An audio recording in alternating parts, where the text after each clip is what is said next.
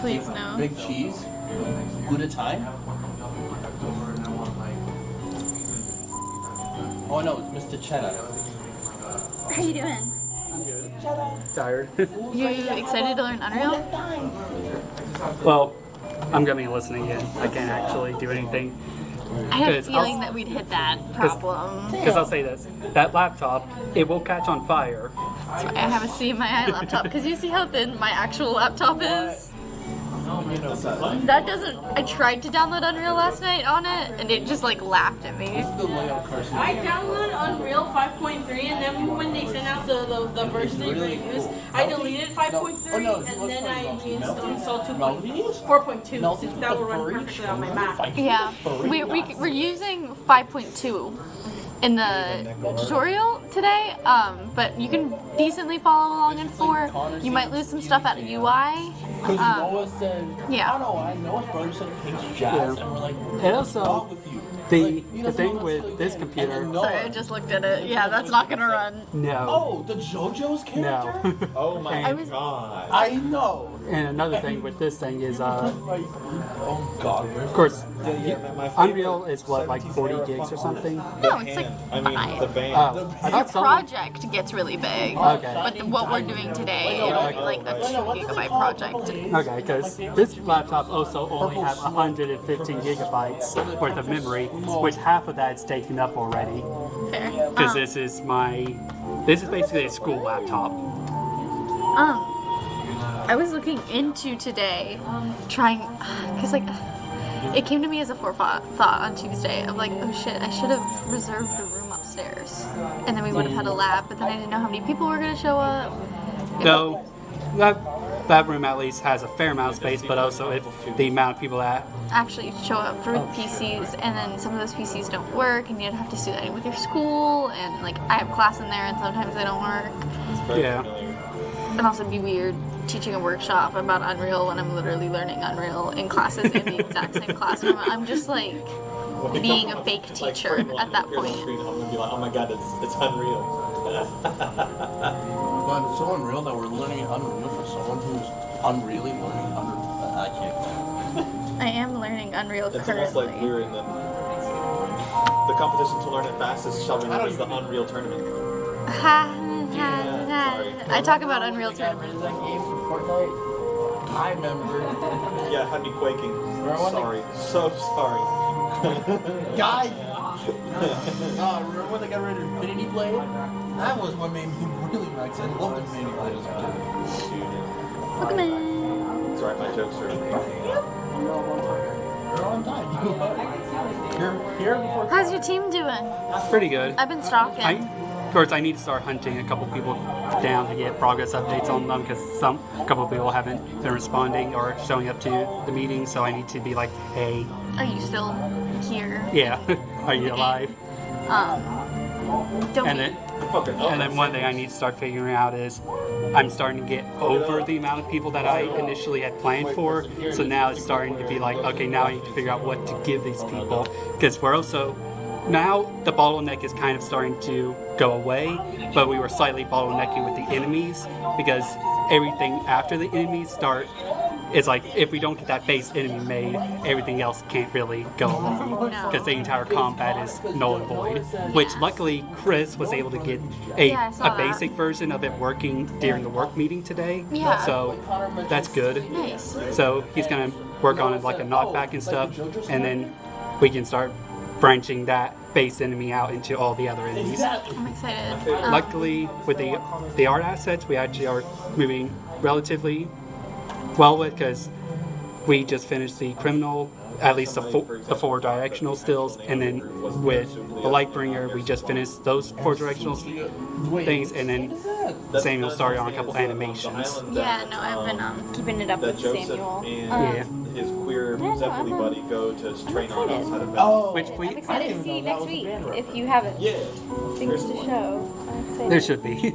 Yeah, 'Cause- I mean, you had a demo from the start. They Yeah. were totally new to each other. I'm so yeah. sorry, dude. Like, Which we slightly gave, not related to Fall of the Tyrant, but we slightly gave Samuel some psychic damage because he was one of the things that he's been working on for his capstone project was this blue dress, and both me and David looked at it and were like, that's Saber from Fate.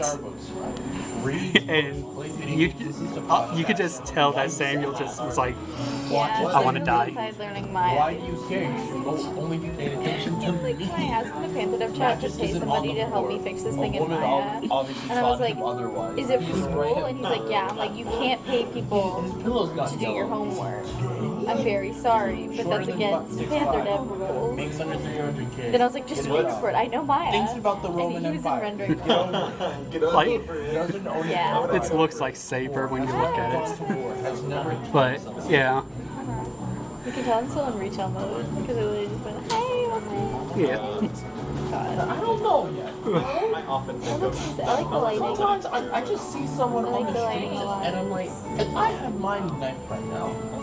And luckily, Trung's actually that's felonious. doing pretty well on the boss so far. We're starting to, like, the base attacks are starting to really work out pretty well. So, and I've gotten him and the artist that's working on the boss sprites, I've got them to start talking. So now they're starting to talk and get things figured out between them, which is really good because that way I don't have to act as much as a middleman between them, As a mental. Fair, yeah. except for when I need to explain my vision. Hello, Lizzie.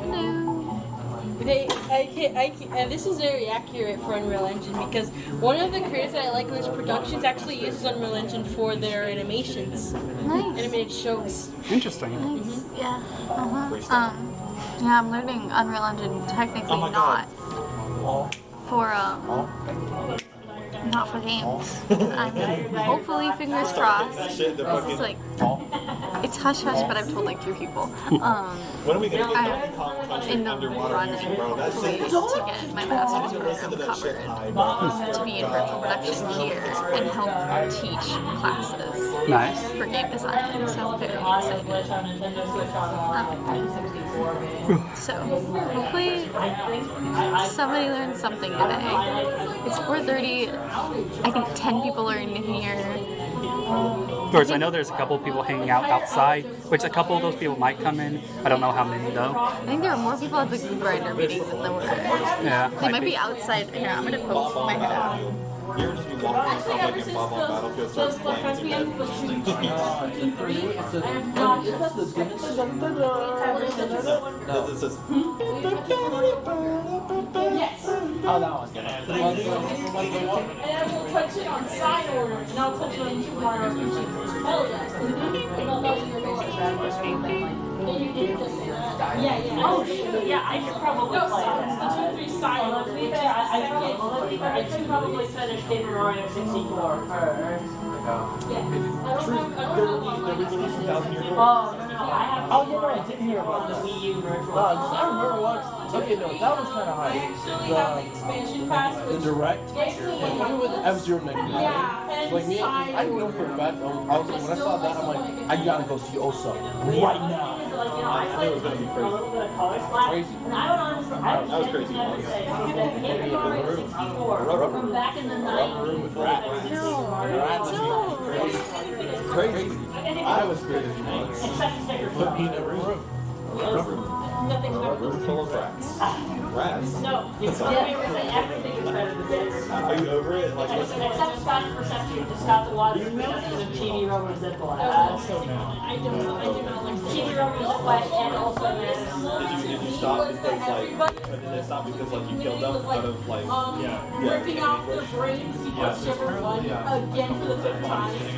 And then like side order comes out and everyone's just all yeah. pat in the back, cool again. Oh my gosh, Splatoon 3. Why the hell does Splatoon 3 even exist? Like, Fun.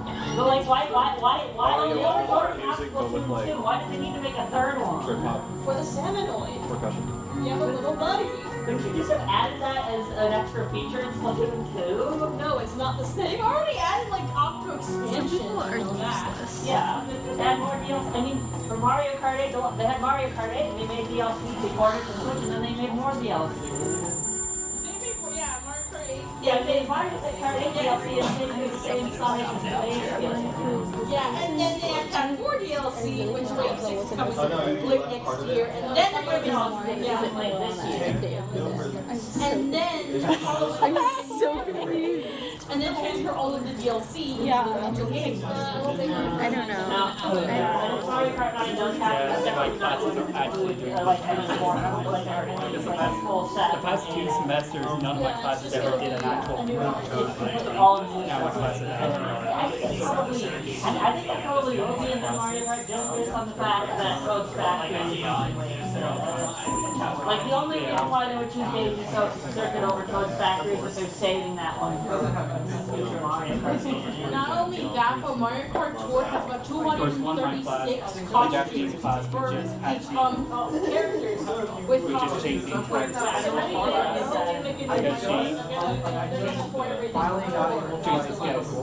And after what he said, for the tour game, we're not going to get additional costumes after that.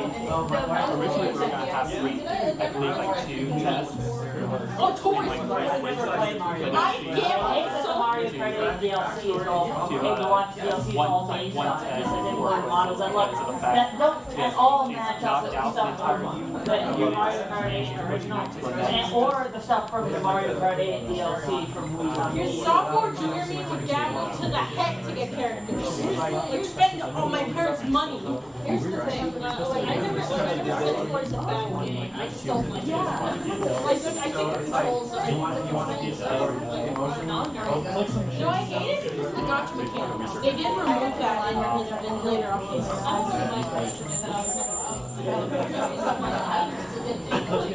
don't really mind it because but they removed it in favor of putting characters in parts and attack. They have to buy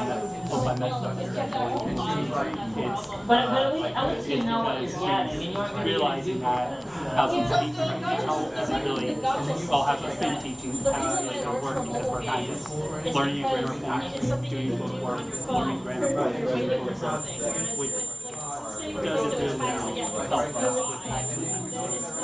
So she's like, okay, we're going to knock it down to 3 units and we're going to Hats were very expensive.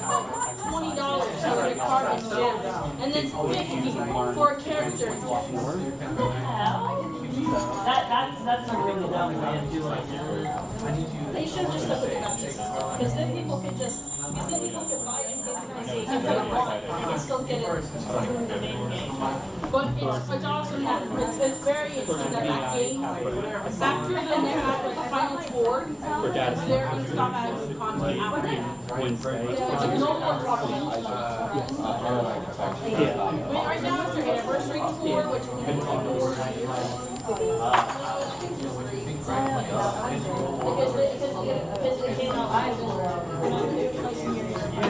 Then battle tour, and then that's it. There's no more content. Well, at least for some tours, but then there's no more content. Like no more new content.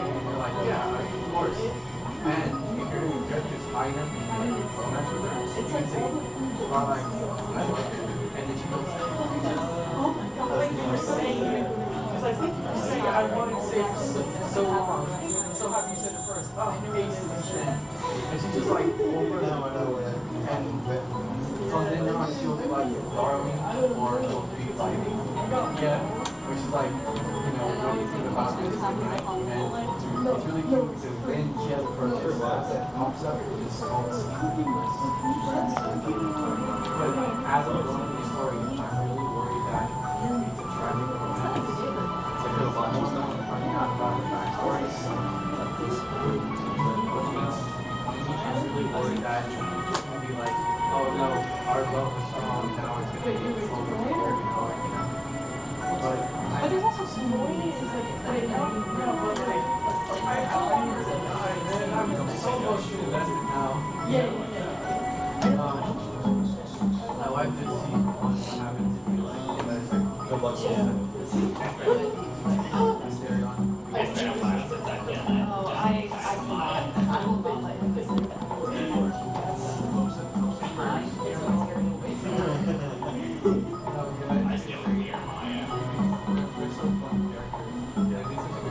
That was an Aztec statement. That was an Aztec statement.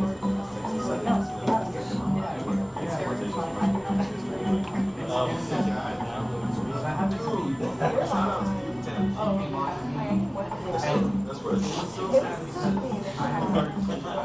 chicken pizza.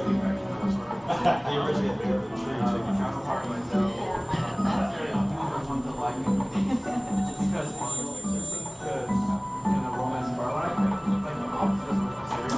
Yeah, I've noticed that.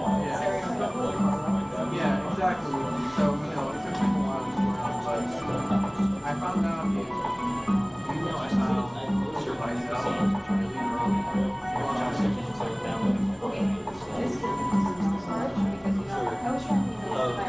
Did you try like what part of Mexico that your father was from? lost her out of my party and she did every morning. And now she's just gone forever. And I'm like, Lawrence, I want her in my party. That was wow, they're a very diverse person. Yeah, see, I thought I was free. And then like you have to let her like Also, they want to know how why they're like, yeah, this. I've not heard that they get a bad rap. if you let her for a second, hold on.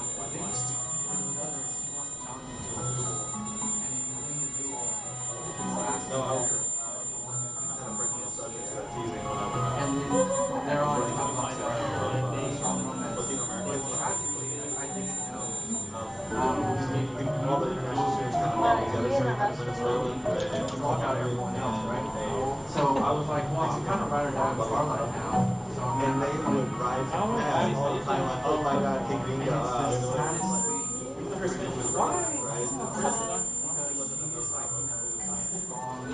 Battle hardened, I mean, like attacks. And then she's like, yeah, okay, fine. It's a stupid choice. And then you just, she just doesn't want to talk to us after. She's no longer at the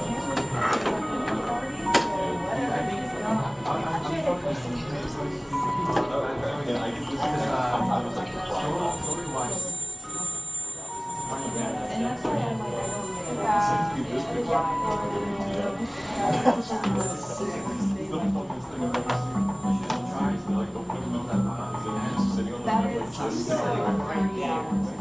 And when it first happened, I was like, I'm sure that goes great. so I kept like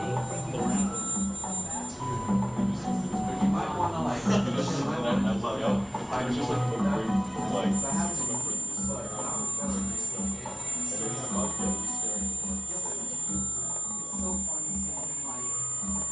all these things, but the reason it happened to me with Bill is, you know how it's, yeah. no, I didn't feel anything. He got more and more impressive. He was like, something right now,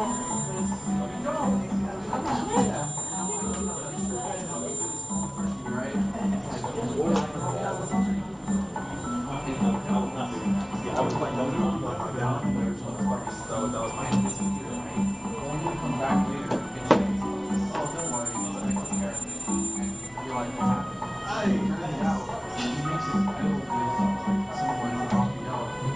Yeah. He makes a deal with so you're not becomes like all Xbox. So it's like, and we didn't walk out. I bet that Castle Minor scene, literally the one thing. We accidentally the entire Xbox. No, that if you ever read that error message, it would just be like, when it would just crash abruptly, like, whoops, we accidentally the entire Xbox. Verbatim. That'd be crazy.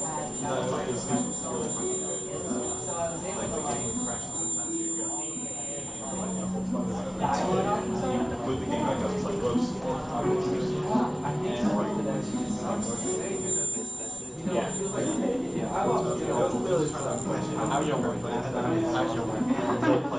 well, hey, I'm planning on playing this game over again.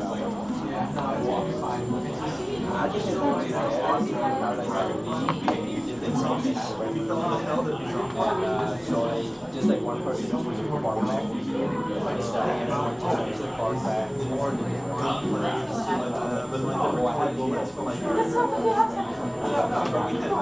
I don't want to mention it. Sam was just relying on me to get a job so that I'll get those video Oh jobs. my god, you can pick up the ray guns. I remember this. Is that why everyone's here? Specifically, but he mentioned that.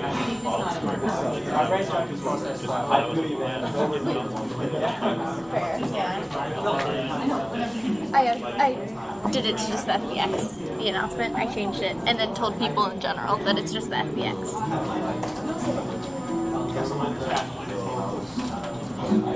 I need to like, I hit like a mental brick wall all of a sudden. It's weird. I don't know. Just like my brain short circuited today, and now I'm like, it's like a fax machine sound, and they're like,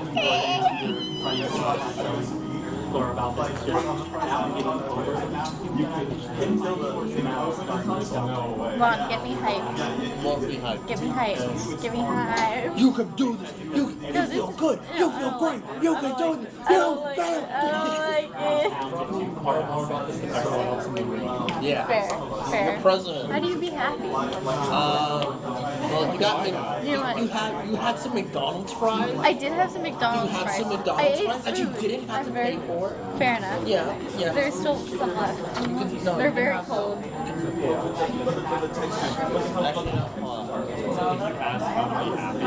Yeah. Smokeless. I went on antidepressants for a little bit, and that was good. You know, Fred, your smokeless shit number. Oh, I know. I'm joking. Oh my god, I Actually, know. no. Could you actually? Wait, what? You actually. I can't hear what you say. No, I want to hear it. I'm gonna actually like someone like right Oh yeah. Oh, good. I know people who grocery shop. Oh shit. I'm not in that spectrum anymore because I got really anxious all of a sudden one day. Oh no, I forgot. I was And I'm far too busy. I smoked like before I went to sleep, and it was like the most panic-inducing thing ever. Like I couldn't like. I was like, what the fuck?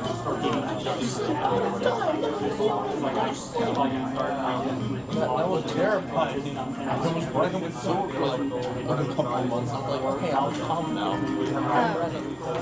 Okay, I'll take Zach. Hannah has a good one too.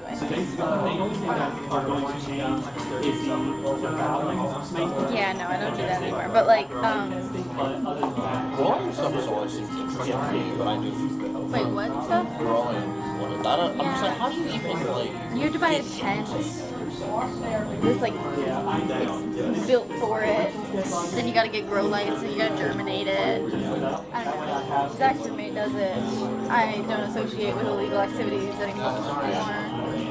Yeah, this was also a schedule built around getting like a decent sized team that can mostly do the work. One day I will take And my then shrooms. if we can have that extra college or pushing that college. That was it was on a Tuesday, and I didn't know I was gonna do that until like 5 minutes beforehand.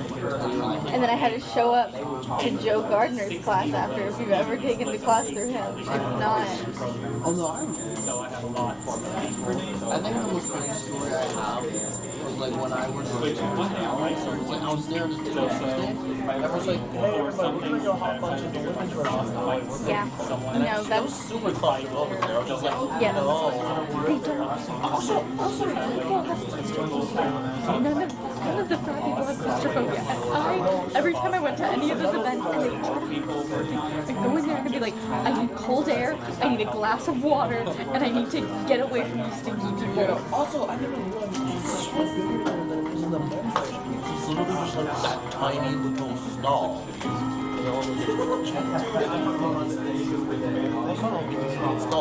It's like 30% more. I gotta talk about some club stuff, and then we're gonna talk about Intro to Unreal, little slides, and then we're gonna swap out. I will have this open on iPad right here for us, and then the passcode, if it turns off while you're doing things, I can write it down. It's my birthday. It's not my birthday. It's 4269, 42069, but without the zero. It's really cringe. I came up with it in 6th grade, and now it's on everything, and that's But it's my phone password. It's not my laptop password. That one's my birthday. I let people know that shit. I don't give a fuck. If you find something, you should know that was your fault. That's true. That's such a crazy thing. My phone password is like hard for me to type in. Oh, cool. I'm glad I checked that now rather than later. Okay. Check what? It didn't update it, so it was just my notes on the Unreal Workshop doc. And I would rather die than do that to you. No blueprints. No blueprints. No blueprints are code blocks, right? That's what they're called. Okay, because I wrote that down in the PowerPoint, and I was like, that doesn't feel right, but I don't know how else to describe it as like visual code blocks. Yeah, they're called nodes, I think. Yeah, nodes. I know what nodes are. I should have done a scratch workshop. That actually would have been fun. That will be a backup for next workshop. No, but like, We should do a Godot. We should find someone to teach Godot or something. do you know anybody who knows Maybe Godot? I should learn Godot and then teach it. I'm trying to get like an It's actual a person. 3D, 2D game engine. I wonder if Ying Zhu probably knows Godot. Who? Ying Zhu, our advisor for PantherDev. If y'all ever met him, No. he never shows up. He shows up to showcases his own work. Oh my god. But he was, Yeah, all these people. he was my coding professor for Programming for Games 1. Oh wait, It I was think I met him. Was he the dude who was like in the corner with, like, the gun in game? fall. Yeah, in show. That was who that was? Yeah, that's our I thought that was a advisor. random dude. Yeah, no, if we ever have genuine problems with GSU, we go to Yingzhou, because that's how we got parking for Tripwire people, is I went through Yingzhou, and then I went with Brennan Dicker, who's like Mr. CMII. He is part of the, what is it called? Like the Georgia Finance Council. Like, he's the reason why film studios get a 25% tax break. Yes. Wait, what? Wait, what? He's one of the people who, yeah, that's why film is here. Brendan Dicker's one of those guys. I got to see And my mom got to see Infinity War fucking film. yeah, no, he's probably one of the reasons. Hell yeah. And he's a very cool and nice dude. I emailed him once. What? We're trying. Because Chris Ander, I don't know if you've met him. Brendan Dicker likes I don't to, know anybody. He's the guy who knows how to run the studio. He's running around with a ponytail. He was in Bodega Baddies. I think He's in my wrestling group. I don't wrestle, but I have to learn how to wrestle. I'll pull it up. Yeah, we're mocap wrestling. Oh, mocap? Yeah, here, hold on. I have videos. My neck still hurts. I did something wrong. That seems fun. Because Connor used to wrestle. I used to wrestle. Yeah, here's me. This was really bad because we have to do it fake. But this is me. I don't even remember Like what it's called. WWE It's like type wrestling? yeah, like cheesy wrestling, like bam. But you know, you did that. There's a video of me slapping Hamza. This is Chris shoving me onto the crash pad in the studio. I just get thrown a lot. It's a lot of fun. We jumped off ladders. I didn't do that because I was a wuss. Is there a vending machine? There is a vending machine if you go outside and then go downstairs. If you go to like 25 Park Place, there should be one in the lobby. Maybe. You have 15 minutes. I'll be back. Yeah. True. You can also go down the elevator into the basement. I believe so. I forget there's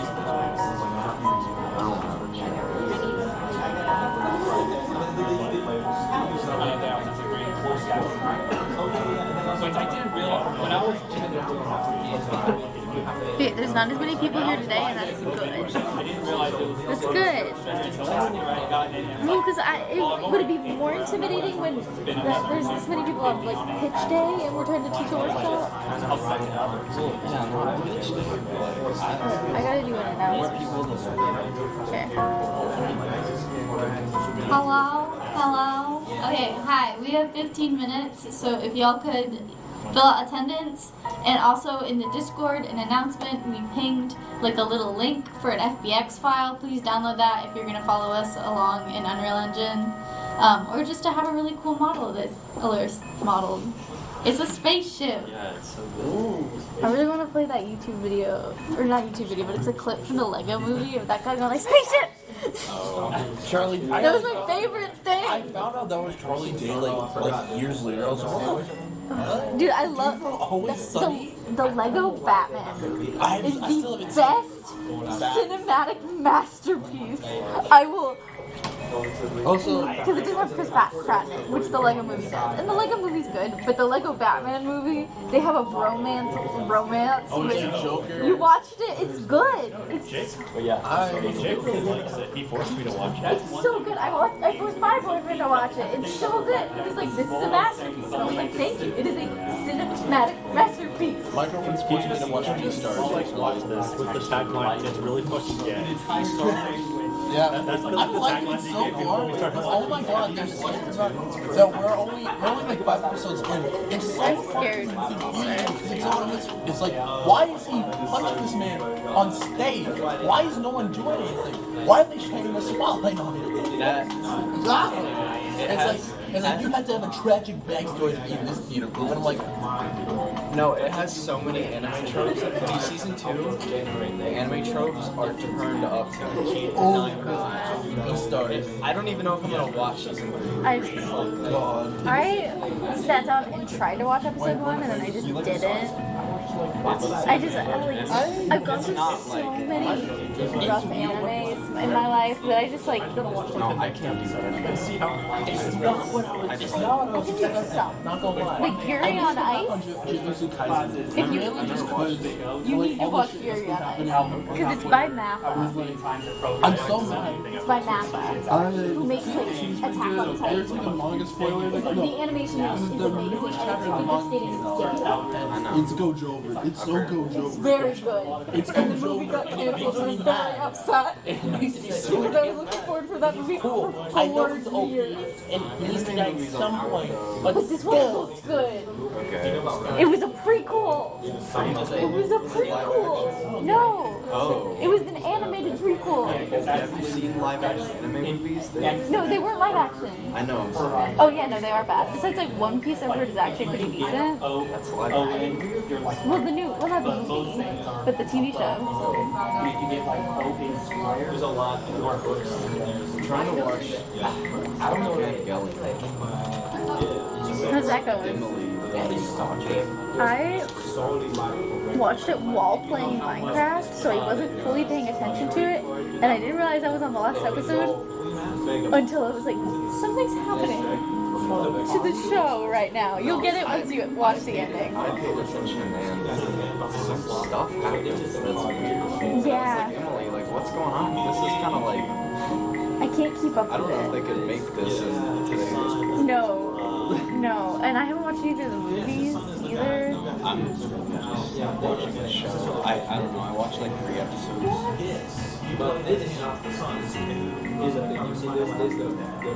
I watched Attack on Titan season 1. And it was like, I caught up until the newest season, and then my favorite character. I watched.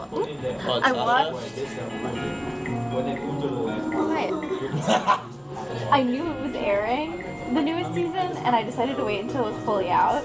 And then on Twitter, I saw that my favorite character was trending, and I knew, and I have not watched it. I refuse to see them die. Like I don't want to see it. And I heard it's a rough death, and I'm not doing that. I'm not doing that. After 5 seasons, the only person I cared about. I'm a JJK fan. But I'm also a Chainsaw Man on this spot. I haven't been reading the Chainsaw Man manga, or I haven't been reading JJK. I just started watching JJK, and I just see like, it's going over, and I'm like, no! I surprisingly watched Chainsaw Man. It's good! And it's actually not bad. It's just like it's pervy. It's an anime. It's a pervy anime. I don't know. Okay, you know, I can see Not as tropey as you think. It's got like the story's It's a great original story. for an anime. But the dude's still like a perv, but like they rationalize it because he's like a 14-year-old boy who still had no. God, He had no gets social interactions for like his entire He life. gets so manipulated later on. Yeah. The manga is just sad. Yeah. It's just sad. I don't know. It's just like a brutal show. I'm not a gore person. I'm a Lego Batman person. I'm still recovering from Hi. I don't have the announcements part for my Discord. So you should read the welcome and the rules, and then you should have found out that you have to introduce yourself. 40%. I don't know why I'm oh, wait,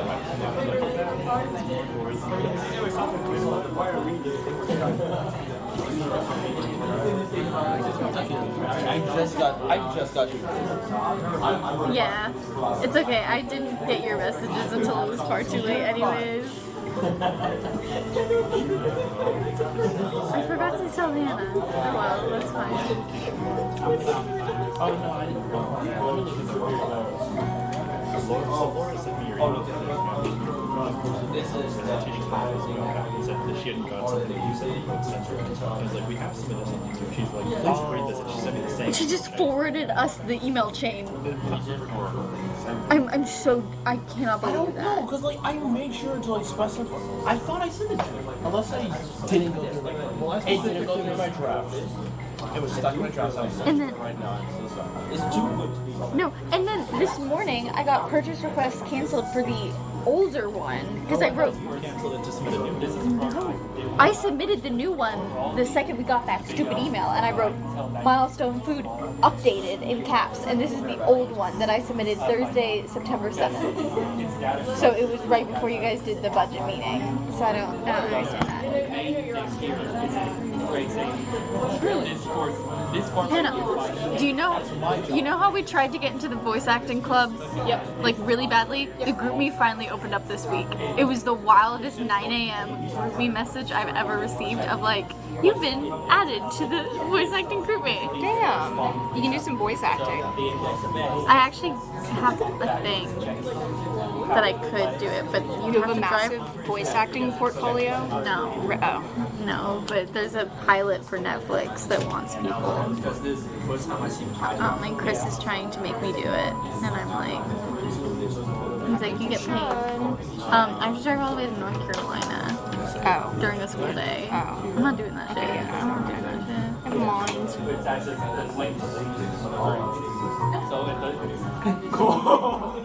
So for most of these, it's 3. So it would be up going from 0 to 3. How many people do you think is actually going to follow? So it's checking. I think like, I was like 5. yeah, I was gonna say like 4 or 5. I will follow along. Aww. You're gonna be so bored. I'm going through the UI, like the base UI. It's supposed to be like a very introductory course. Pay attention to what Aluris is doing because it's blueprints, which we're learning next week. That's true. I literally know nothing. Like, I don't know what anything does. I just follow the tutorials. It just, because I know many. Yeah, same. I did that last night for my game design too because I needed an inventory system. No way in hell. Yeah, No way in hell was I doing that. When Ola's not teaching it to us in general, and she sends us YouTube tutorials on how to do it, I'm not doing that. Yeah, it's so confusing.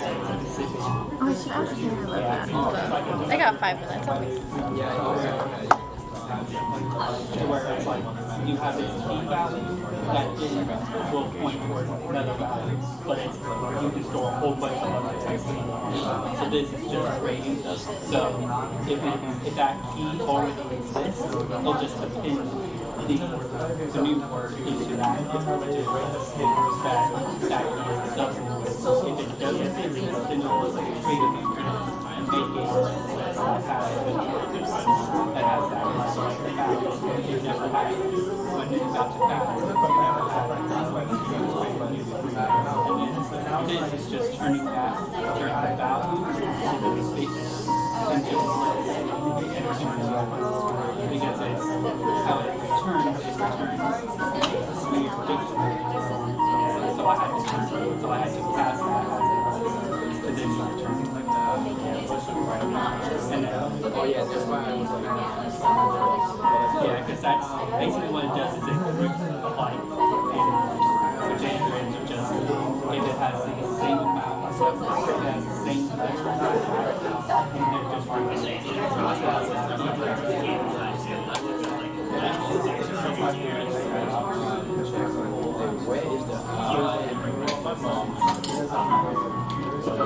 it's just checking it. Basically this check right here, see the keys already. Because if it has the same key, you don't need to check the value because it's like 17.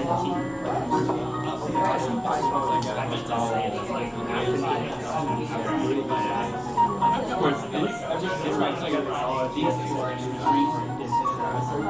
These like one line that technically I like to get one it's set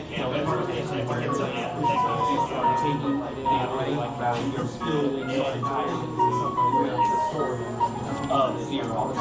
So it's like taking big numbers instead of just me typing out 26 zeros. I just type that and it builds or instead of like making full where I'll cast it and then do something else so you can hit a 0 26 times. Of course, that's basically what it is. But it's somebody's new project and but we choose games and then we choose a blank, right? you can just do that. I got a question.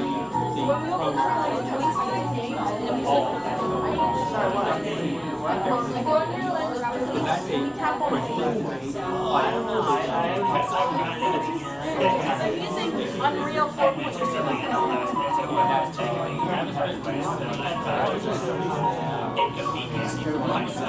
Just like go out and check out videos and see.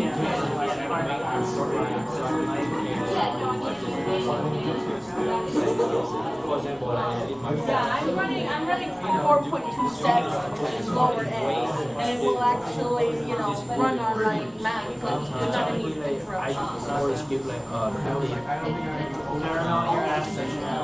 Yeah, it's because my MacBook is good, but it's not as good. I know I like your program like on the highest quality. Which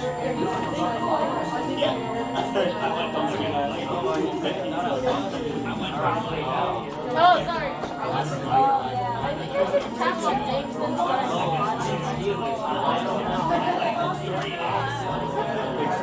Thank you so much for that. I would genuinely like that. I'm more confident in mine than I am. I could see somebody who like do a lot. I could teach very basic level. She was gonna I feel like lights down for a workshop. It feels nice. Okay. I'm gonna. People are just gonna watch me start.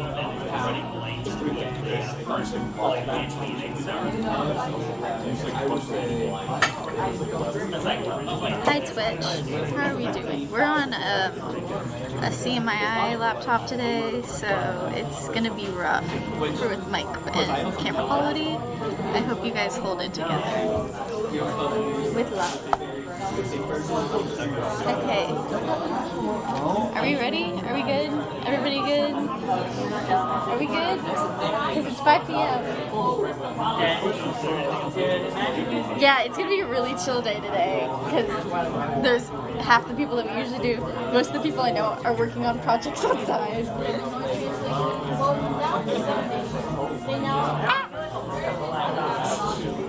Nobody. I wanted to see if anyone would hear it. It's a good mic test. Hi. Hello.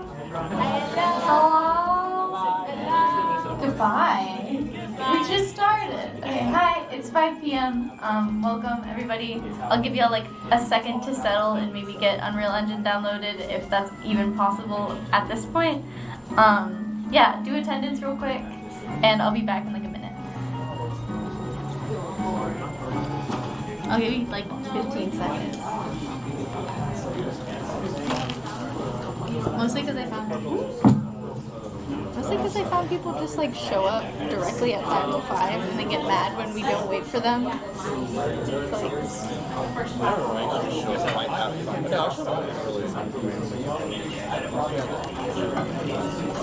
I literally had to show up on the exact meeting time once, and then I became an officer. I've never experienced PantherDev just walking into PantherDev besides fall 2022, like the first day. I don't know how it feels to be them. I feel so far retracted. It's weird. Okay, I'm just gonna start. Okay, I turned down the lectern just a little bit. Alright. Hello? Everybody's in their own world today. We're just like stressing out homework. Okay. Let's turn on music.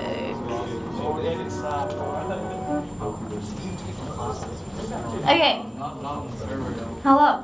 Hi. Everybody, welcome to PantherDev 5th meeting. Today's our workshop for Unreal with me and Aluris. We're going to teach you guys a little bit of Unreal because it's good to know other game engines. Yeah. We're trying to experience new engines in PantherDev mostly because we've stuck to Unity. And it'd be nice to kind of like see what's out there. Especially because like recent news and all that. I don't know what the recent news is. So please follow along if you want to. We'll just be going over like the basic UI and a little bit of blueprints and just like how Unreal kind of works. Feel free to ask questions during it. Don't wait till the end. If you get stuck, let us know. And if it looks like you're sort of catching up and like your peers falling behind, help them, you know? We're trying to learn. And if you want to know more about Unreal, just ask us. And I feel like the lectern's like so loud today. Okay, cool. Just for like general club updates, Milestone 1 is next week. If you don't know what that entails, ask us, ask your team lead, because they'll be here to help you. We will need a final build of your game for what you have right now. And we also like decorate tables, so if you want to help out your team lead with fun stuff like that, let them know. Yeah. Okay, so let's get started into the Unreal Engine chat. Just like a show of hands, who has like Unreal downloaded on their laptop and they're ready to go? It's downloaded but struggling to open. Yeah. Oh. Same issue. It's Yeah. like to open. I will show you guys how to go down into scalability because it auto sets as like epic and cinematic views, and that's kind of not what we want. Okay, so Unreal Engine. Cutting edge graphics meets interesting UI. Alright. We're swapping. There's so many chords. There's so many chords. Can I just like move this? Yeah. We'll just stand.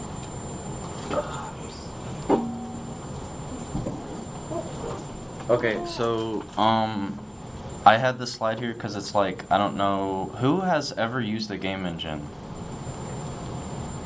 So there's some people who have never touched a game engine before, and it's kind of just like, whoa, like how does that work?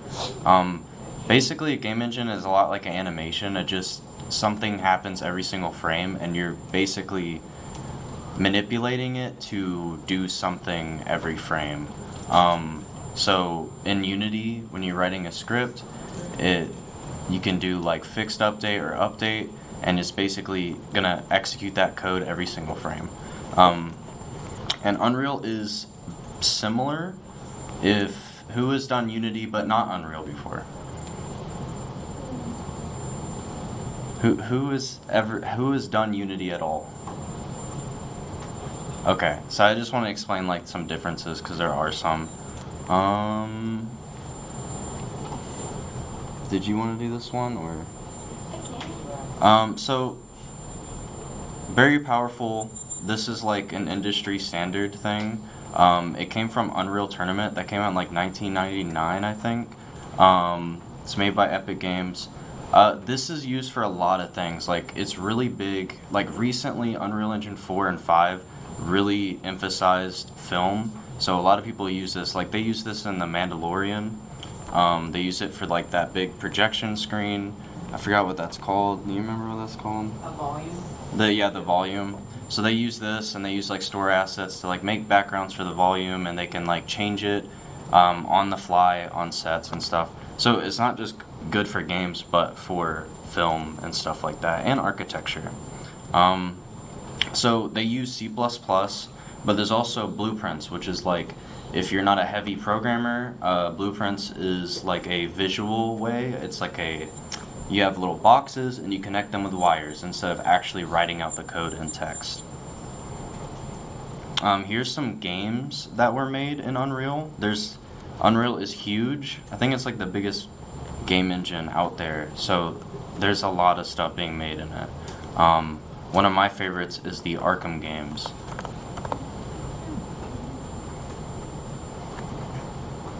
And here are some stuffs that was made in Unreal.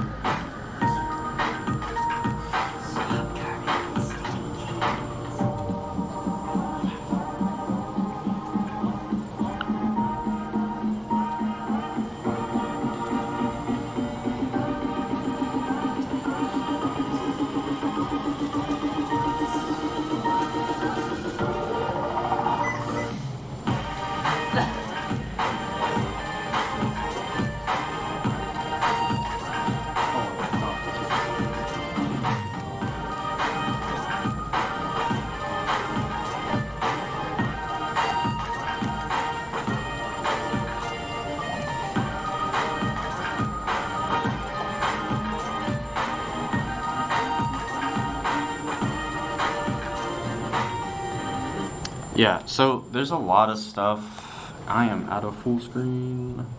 How do you full screen? Was it always like this? No, just click escape and then go back. Okay. So there's a lot of stuff you can do in Unreal. If you're not even like, if you're just a 3D modeler or an animator or something, this is like a good way to like showcase your models and stuff for portfolio. Just put them in Unreal and like add some animation to it to kind of make it more fancy or whatever. There's so much you can do with it. So it's not even just for games. It's a lot of just artists use it who never even touch the scripting at all. And it's just playing the video again. There we go.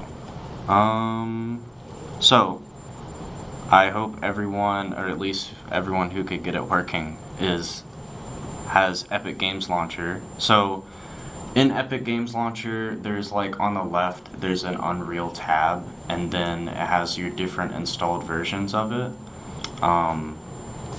Just open up whatever version you have. I think it's 4.27 or 5.2. It really doesn't matter, honestly. They're very similar.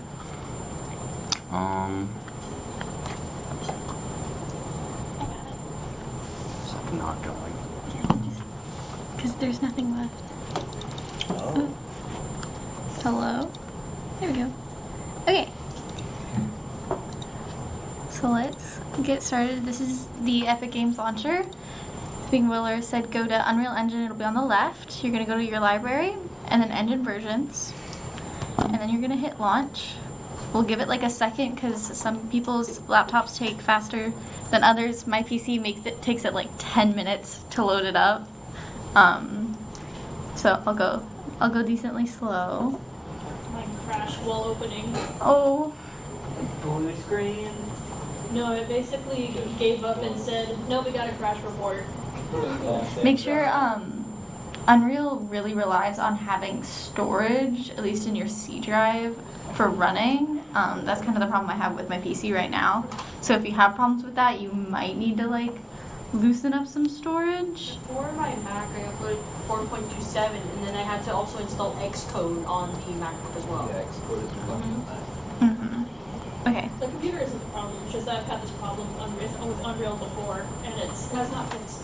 You might have to like reinstall it as well. Yeah, I'm getting a new version. I'm gonna keep going. So we've got recent projects, games, film, video, and live events, architecture, automotive product design and manufacturing, and simulation. We'll be mostly working in games today. Film and video live events has like a really good blank one if you're just wanting to do like simple level design and not actually play through it. You can also do the blank one here, but that one's got like mountains and stuff. We're gonna be using first person. This is really good. Unreal has like a really nice template where you can actually like hop in and play the game in Unreal using the Unreal mannequins, and you can just swap them out. The movement's really nice. It's got a lot to it, and the animations are really fine-tuned. They even have a gun you can shoot, and it's really cool. So once you get to there, first person, you're going to make sure it's clicked Blueprint, not C++, because we're working Blueprint today. Target platform will be desktop. You can do mobile, but try not to do that for today. Quality preset, you can do scalable or you can do maximum. If you're concerned about your laptop, you can do scalable. And then make sure that starter content is off, and so is ray tracing. We will not need ray tracing today. And then we'll do project name. You'll see your project location. If you want to move that around, you can click browse. Kind of just simply setting up your project. I'm going to name this one PantherDev.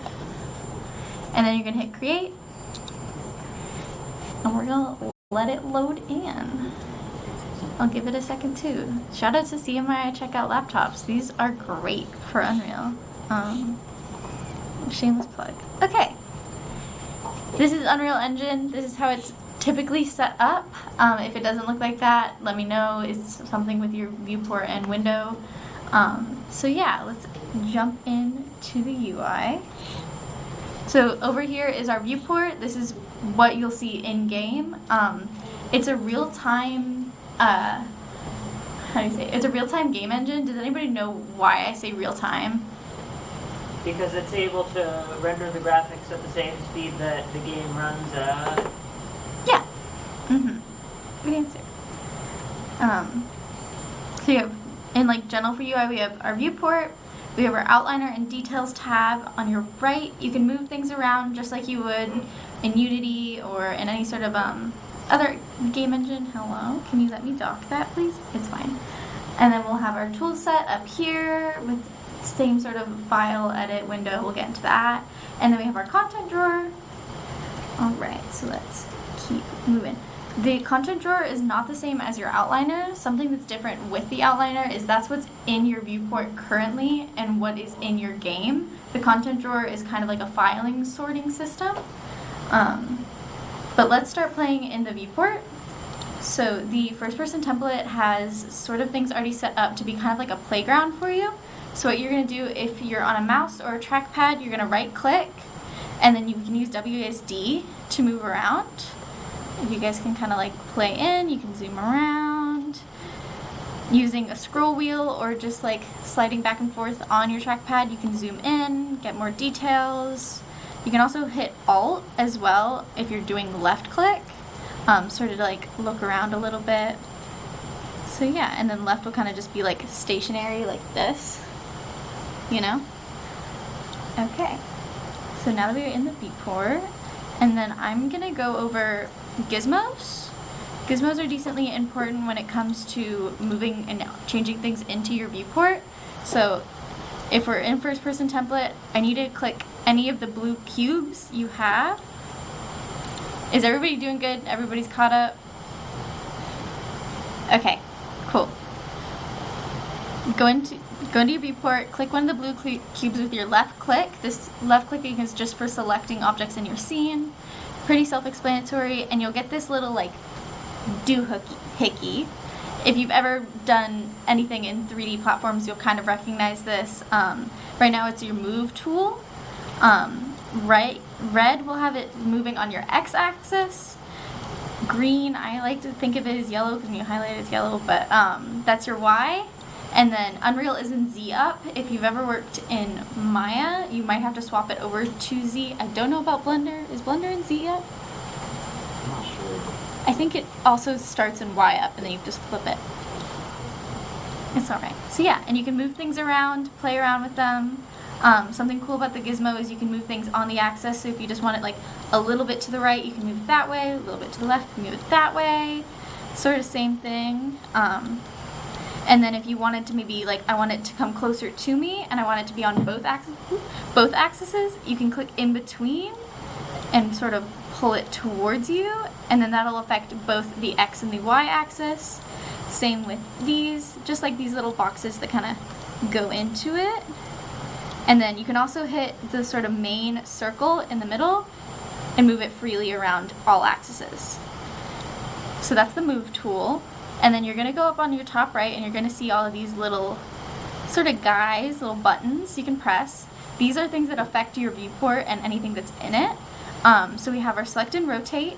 It's the same concept as your move. It's also the hotkey for E. So you can just click E and you go into rotate. Same thing with move, where it moves it on the Z-axis, it moves it on the X-axis, and it moves it on the Y-axis, just rotating in general. And then we've got our scale tool. We undo. Undo is Control Z, Control Y. And you can kind of just scale things just as need be. Same thing with the move tool, just expanding it. I will note. Oh, thank you. I can turn it up. I feel like lean forward. The lectern's terrible. Okay. I will note that when you move it, it doesn't, like, if you're pulling it up this way, it won't just pull up just going that way. It'll do it as a, from the center, yeah. Which is somewhat infuriating sometimes when you're kit bashing, but overall, kind of nice.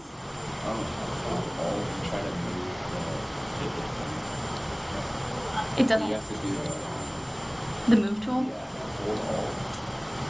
It's just, I think Alt is duplicate. Okay. You can move the pivot. Yeah, you can move the Alt middle click.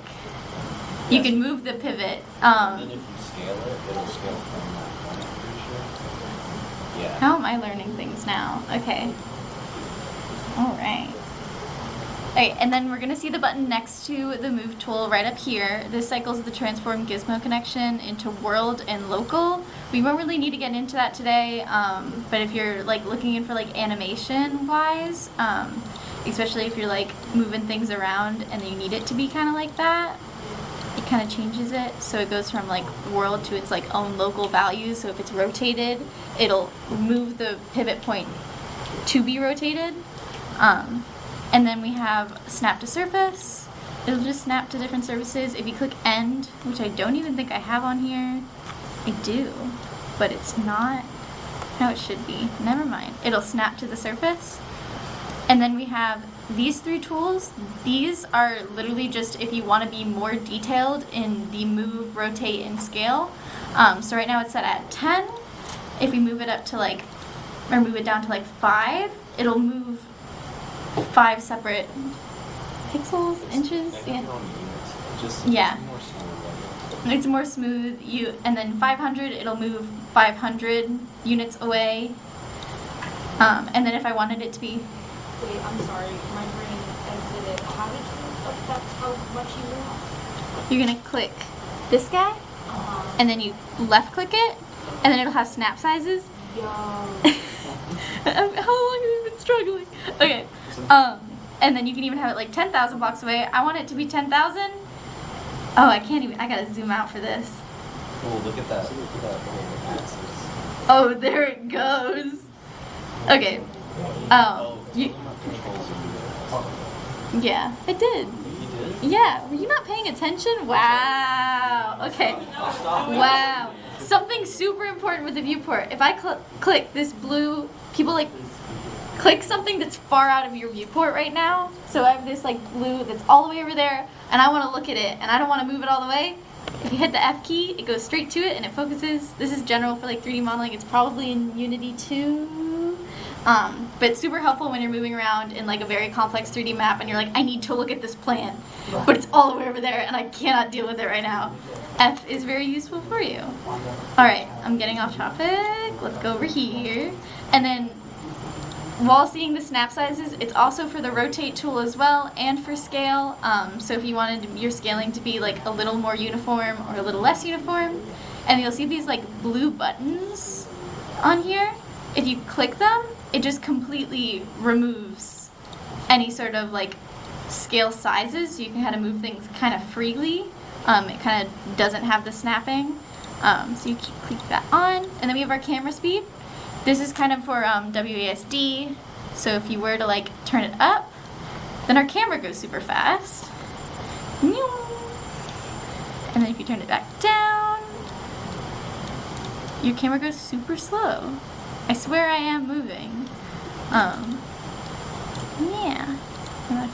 And then this one, if anybody's worked in Blender or Maya, you'll recognize this. It's how we're viewing. So this is the back of the map, this is the right of the map, and this is the top of the map. It'll be in wireframe mode, which I'll get into in a second. So yeah, let's go back to hello. It usually lets me hit escape and it goes back.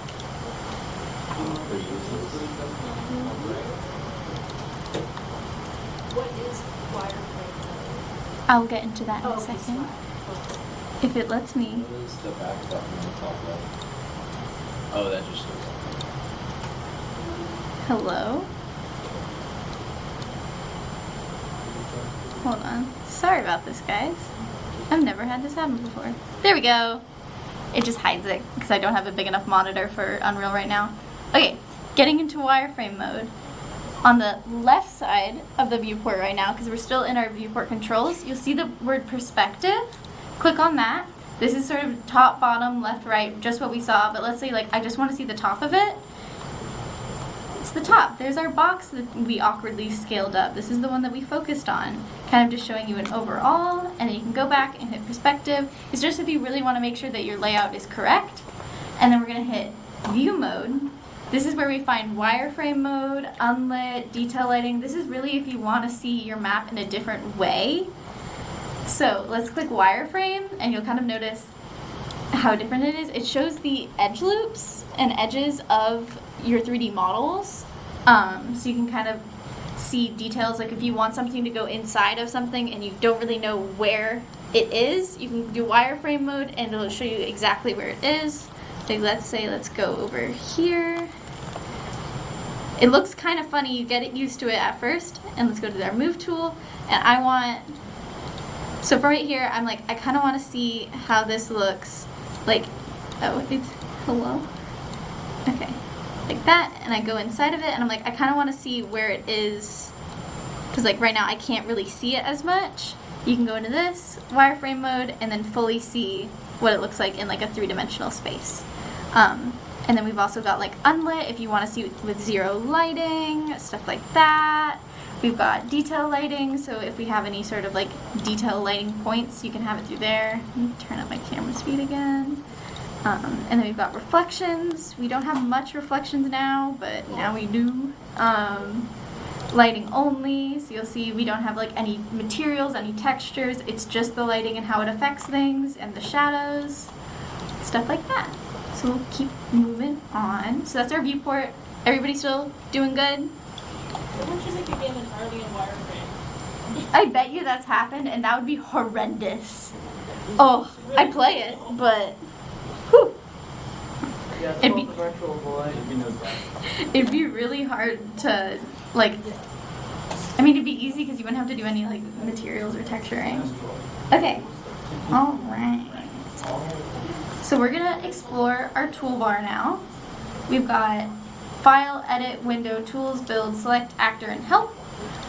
These are kind of self-explanatory. If you can't find a tool that is on like the general toolbar, or it's not in the details or anything like that, it'll probably be up here, like Window.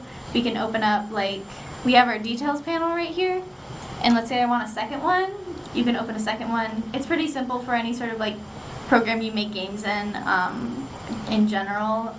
So yeah, tools is really important if you want sort of like finding blueprints, stuff like that. Build, you guys should know what a build is. If you don't, milestone 1 is next week. Please. What's an engine? We explained that 20 minutes ago. Okay. And then we have our select tools. So if you wanted to select every single thing in your viewport, you could do that. You can also unselect everything, invert selections. You can select all your lights. And then this is your actor tools. We'll get into that a little later. And help. Unreal actually has some really good forums for helping, like help tools. Go to them. They're nice. Even if it's Unreal 4, usually it applies to Unreal 5. Okay. Tools. We have save, which is the most important button you'll ever come across in UI, because Unreal likes to crash constantly. Not constantly, but like if you mess up a little bit, I've found. So saving's important. And then we have our modes. These are more if you want to like edit specific things, like you want to create a landscape and you want to be able to like modify it. We have our foliage, which is my favorite tool personally. If you ever get me talking about a foliage tool, I'll talk forever. You can add a bunch of like plant objects and it'll just be one singular object, so you don't like destroy yourself doing like 3,000 pieces of grass. We have modeling, really good for like if you're white boxing, fracture tool, brush editing, and animation. Just kind of like specific things. You'll get into those later. They're kind of learning curves. And then we have our quickly add to the project. This is basic things that we'll use probably if you are creating a level. You'll play around with here. We've got import content, Quixel Bridge, Unreal Marketplace. If you haven't checked out the Marketplace, do it. You get a bunch of free assets. It's really, really nice if you want to get into level design. Super easy to get in with Unreal Marketplace. We have our content browser, which we'll get into later. We've got our basics, so like actor lights. So like I want to add a point light here. Point light. Bam. There you go. Everything's a little bit more lit.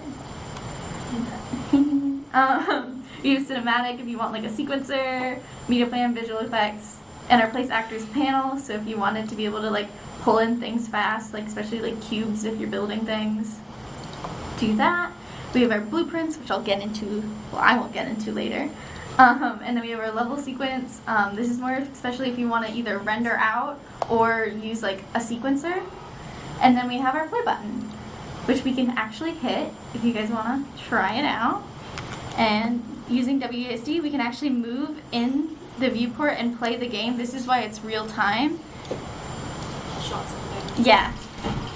It comes with a free gun that's already made in blueprints. This is why I really like Unreal, because their templates are insane. And you can jump up on things, you can spacebar, you can sort of play around with physics, stuff like that. Play around, see how you feel.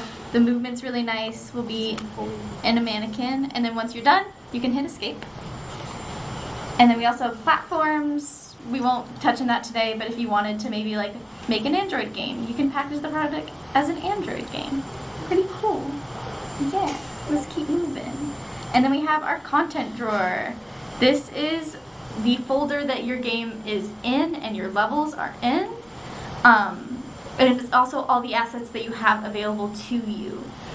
This is kind of, I'm going to try to dock it in the viewport right here. It's hidden. There you go. If you like scroll all the way to the right, you can dock it. It's a little bit easier from like playing around with it, so it's not completely falling back.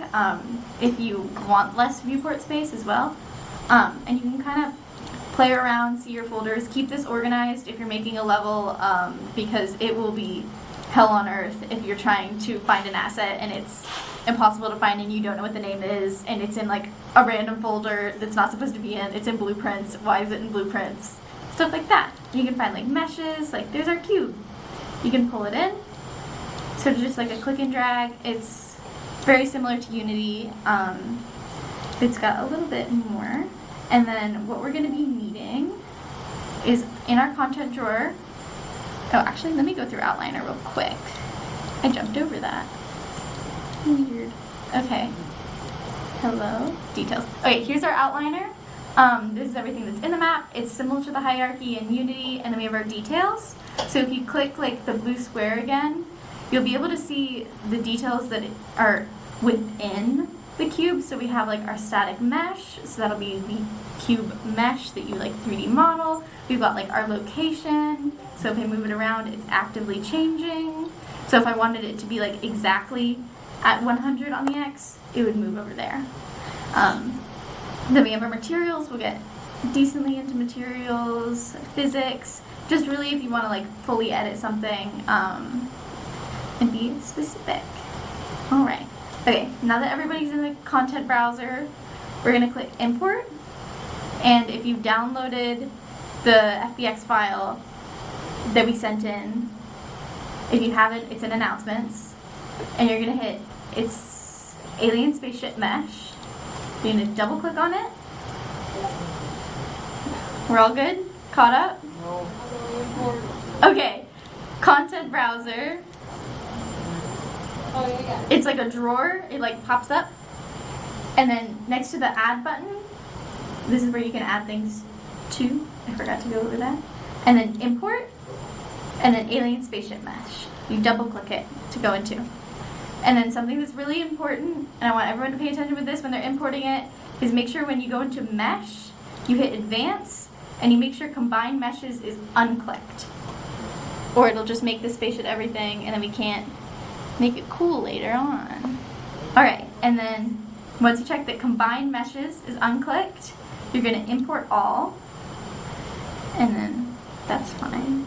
That's okay. And then let's say I'm like, okay, I have all this in my content, but like I want this into a folder. You're going to click add, and we're going to go new folder, and then we're going to name it whatever you want. I'm going to name it PantherDev Rocks. Highly recommend naming your folder that. And then you're going to grab the alien ship mesh dome, and then you're going to hit ship red, and you're going to hold shift when clicking it, so you get them all highlighted. It's kind of like a file system.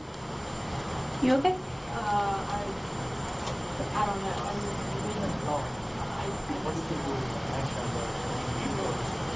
Okay, I can re-import it. Hold on. Alright. Import spaceship mesh.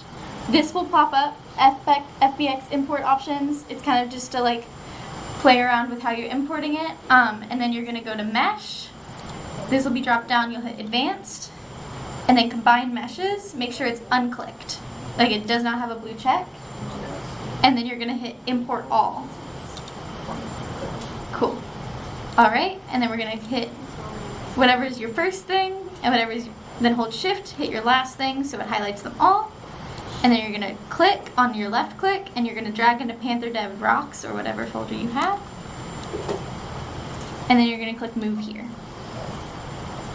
Okay, is everyone feeling like comfortable with the UI moving around in the viewport? Okay. Do not copy it, just move it. Why can't you move it?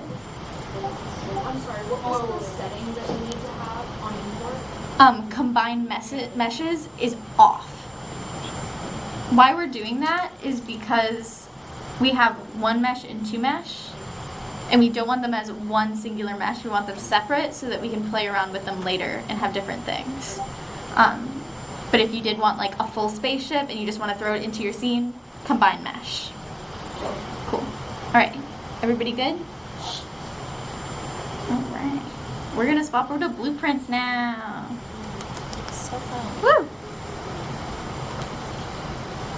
Okay, so here's something useful. When I started working on Unreal, it was infuriating because I kept, there's this save button here.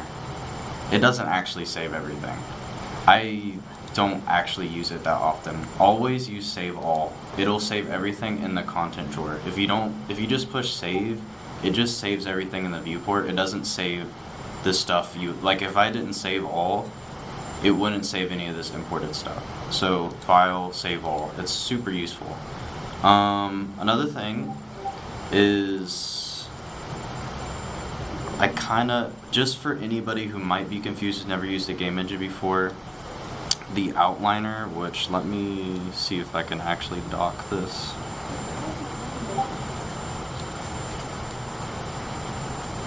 What if I get rid of it and then add it back?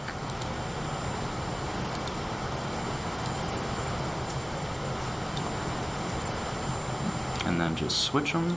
There we go. Okay, so the outliner. Try to close all these. Actually, if you wanted to, this is something I discovered recently. If you want to collapse every single folder in the outliner, which is basically a hierarchy from Unity, if you want to collapse it all, because Unreal loves to just open all the folders it can, you just hold Shift, click the little drop down on the folder you want to collapse. So everything under the entire scene, which is the map, if I hold Shift and then let go of Shift and then open it up again, everything is like collapsed. So like if I open all this stuff, hold Shift, now it's collapsed. This is super useful because I'm working on a project that has hundreds of things in it and it constantly opening things. It's super useful. The thing I like to do with the hierarchy is, this is my setup personally. I know Unreal 4 is slightly different. You might have the content browser always open. It's like not always docked or whatever, or it is always docked. I'm not sure if you can change that. I'm gonna do this so you're gonna see it more. I like to have my outliner like this, so I always have blank space down here so that I can like add things easier.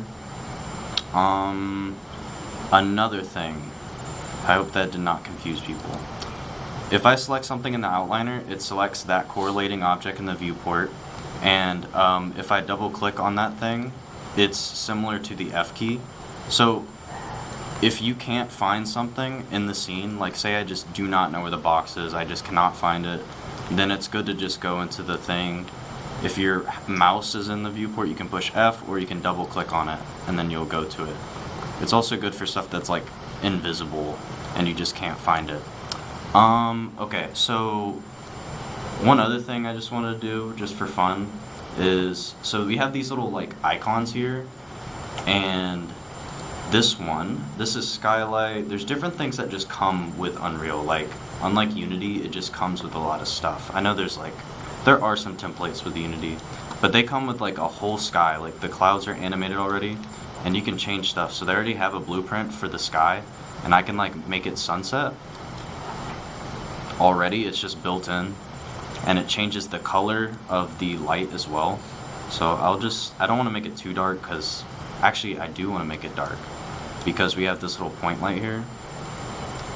And the details panel that Laura was going over, it depends on like what object you're selecting. So a light is going to have some different details. Everything has transform and stuff, but this one has like the light section. So I can change the color of it. I always like warmer lights.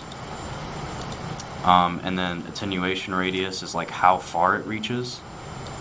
And then this is like the brightness of it. Now I don't want it to be this dark because this is kind of creepy, but we'll have it like that. Okay, one other thing with the outliner before I go into blueprints is folders. If you use Unity, and this is something I actually prefer about Unity, folders do not move in Unreal.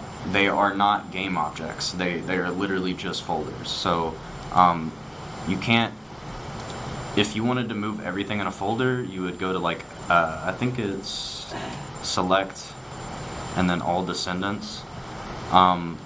There's also a group thing if you really need it. But yeah, that's one difference if you come from Unity. If you have never touched Unity, don't worry about what I'm saying. But that's one big difference, is you can't move entire folders, so definitely think about that. Okay, so let's go to our little ship model. And this is the content drawer. I go to that folder. There's also stuff up here, and there's a something Laura didn't show, is there's a search box. So if I search in here, it'll only search for stuff inside of the folder I'm in. But if I search in content, which is where everything is, then you can search for things specifically. There's also this thing, it's like a filter. So say I have like a billion objects, something I like to do is just go to static mesh, and it just filters for every static mesh in the project. Super useful. Okay, let's go to our thing here. So there are materials. You can actually edit materials within Unreal. So it's actually similar to blueprints. So if I double click on, let's do the glass first. If you double click on it, it's going to open this new window. This is like a material editor. If you've used Blender before, it has a similar like shader graph. There is a shader graph in Unity as well in the HDRP thing. So this is supposed to be glass. It didn't import correctly. Sometimes you're going to import things and it just doesn't really correlate to what it, like Blender, it looks amazing in Blender, you import it, it just looks weird. This glass isn't even transparent, so we need to kind of set it up. I'm not expecting you to fully understand this. There's a ton of stuff you can do in the material graph, like people's materials. Like if you look at any of the Unreal asset materials, like there's just huge complicated strings and stuff. You don't need to worry about it. So I'm just going to click on the glass thing. This is where you input everything. So this is the base color is just white. I'm going to click on this thing and then I'm going to go to like the settings in the details panel, and then I'm going to go from opaque to translucent, and we need to set the translucency, which is the opacity thing here. So if I create, I'm going to Control C. You can set this to a number, but you can also just have a color that represents it. So I Control C, I clicked on this object or this node, Control C and then Control V creates this new parameter, and I can, when I click on it, the details change like an object in the viewport, and I can change it. So the opacity is just 1 through 0, which is black or white.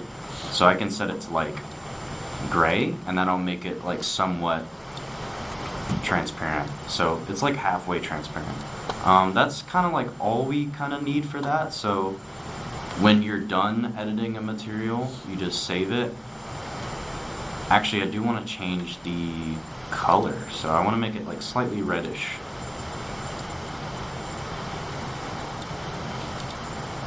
There we go. This isn't necessary, by the way. It's just a cool little thing. I do want to change something else though. If I go to this green one, I can change, so since this is a regular material, when you click on it, it says opaque. This has different stuff. It has more than the transparent one. So we can have like metallic, and I will do the same thing. So I want to make this thing like metal, because right now it's just this kind of blank green. So I'm gonna make it, this is also a black and white. This takes black and white images and stuff. And so, oh, it changed both. Is it like connected? I think it might be connected. Yeah, hold on. Well, now it's not. Will it be connected? Yeah, that's weird.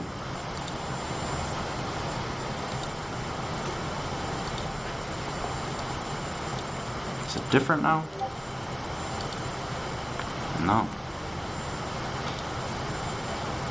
So I think what's happening is like these two boxes, I think maybe if I did duplicate instead, Control D, is that a thing? Do you know why it's doing that? Is there a duplicate? There is. Is that going to be correlated? I think it is. That's interesting. I can do something. So sometimes the wording for this stuff, you can look up 3 vector, constant 3 vector. That just stands for color. I don't know why they don't just call it the color node. But I can make a blank one here instead of copying and pasting it, and it's just a color. So I want it to be pretty metallic. I think white means more metallic. Yeah, so let me change this back to green. So now we have this very metallic object, and I can connect this to roughness. I think that'll make it rough though. Oh yeah, that looks kind of weird. You can play around with this though. You can add different values, and these could be textures. So you could have a texture that goes into metallic, and the texture could have different values for each pixel. So it could have like how to explain this, different variations and stuff. There's also like this can run in real time. You can have like time nodes and it animates it. You can like make like animated lava and stuff. Right now I'm just playing with like basic colors. There's one more thing I want to do, and that is this one. I want to go here and I want to make this emissive. So when you make it emissive, it has the illusion of glowing. Basically, it makes it where it's not as affected by lighting, so their shadows won't really cast on it. It doesn't actually make it glow, from my understanding. So I edited these materials, and when I imported it, the materials were already attached to the object, and you can also, so you can like double click on most of the files that you have in Unreal. So one thing that's important, this is something you actually have to do, is double click on the spaceship, and the materials are there, so it's glowing a little bit. So when you double click on this, it'll be similar to blueprints as well. You get your own little scene in here. It's like isolated from the overall level.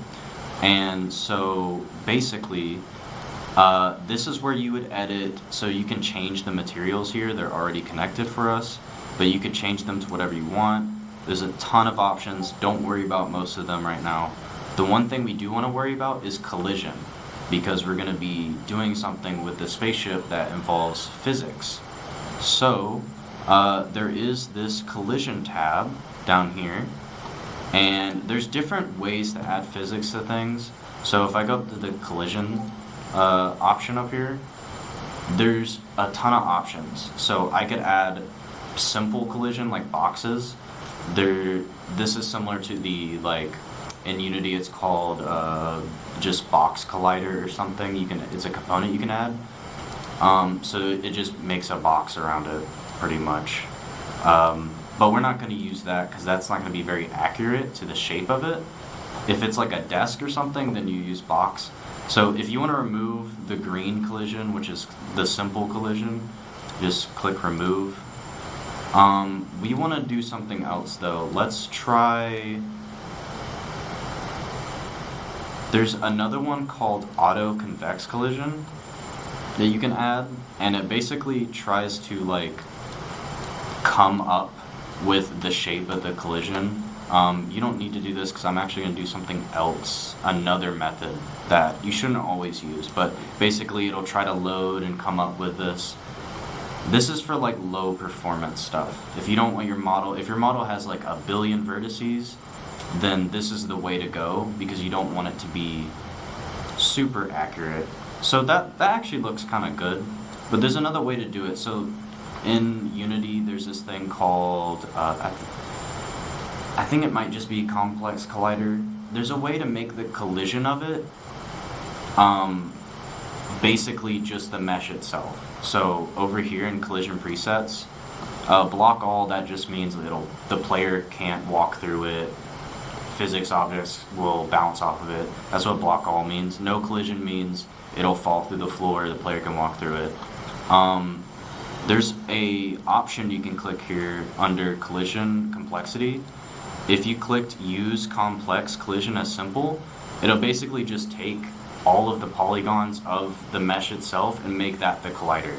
You don't want to always use this, because if you have a mesh with like tons and tons of polygons, most of those polygons aren't really useful for physics, like, so it's going to be intensive. And if you have 100 objects and stuff in your project, then you want to do like box collision. Just use the collision that is simple for whatever use you're using. But this works actually. This is somewhat accurate to the shape of it. Alright, so make sure you save that. Just make sure it has collision. And you'll know it has collision if there's like green lines around it.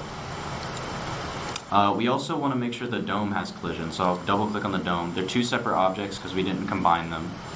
And I'm going to go to collision, and I might just do, yeah, we can do the same thing. So auto collision, auto convex collision, and this is just how accurate it is. So I actually still don't fully understand all of these numbers, I'm gonna be honest. I just turn them all the way up, see what happens. So it takes a little bit.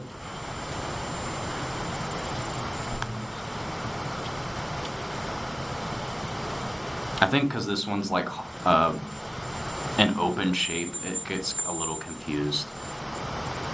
Because it's like a sphere cut in half.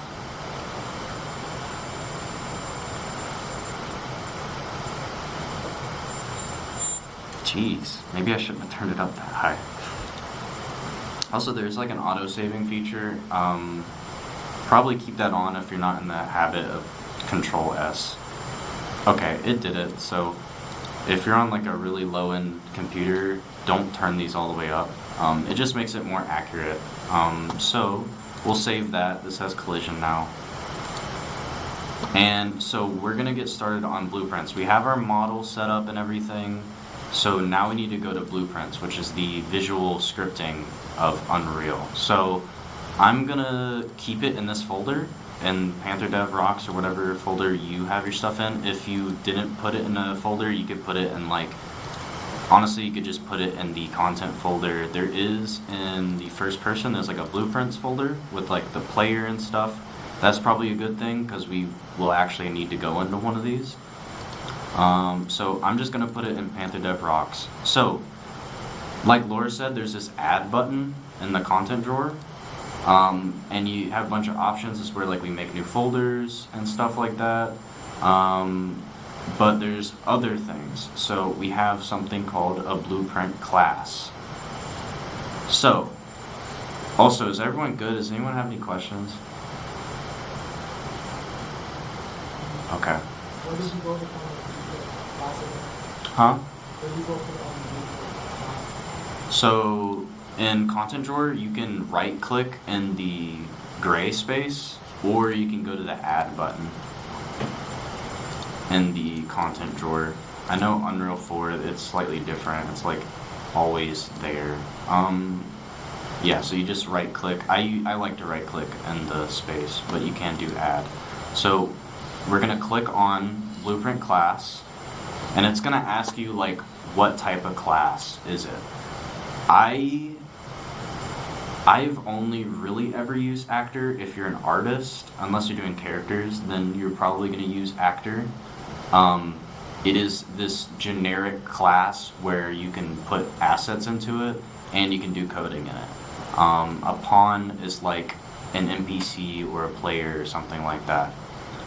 So we're just gonna go with actor, and then you can name it something. So I'm just gonna call it Alien. They don't like spaces either. Unreal does not like spaces.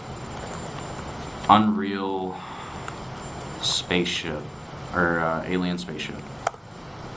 And then push enter, and now we have this little thing. And you'll see that they're color-coded. Materials have green, assets have turquoise or teal, and then blueprints are blue. It'd be kind of weird if they weren't blue.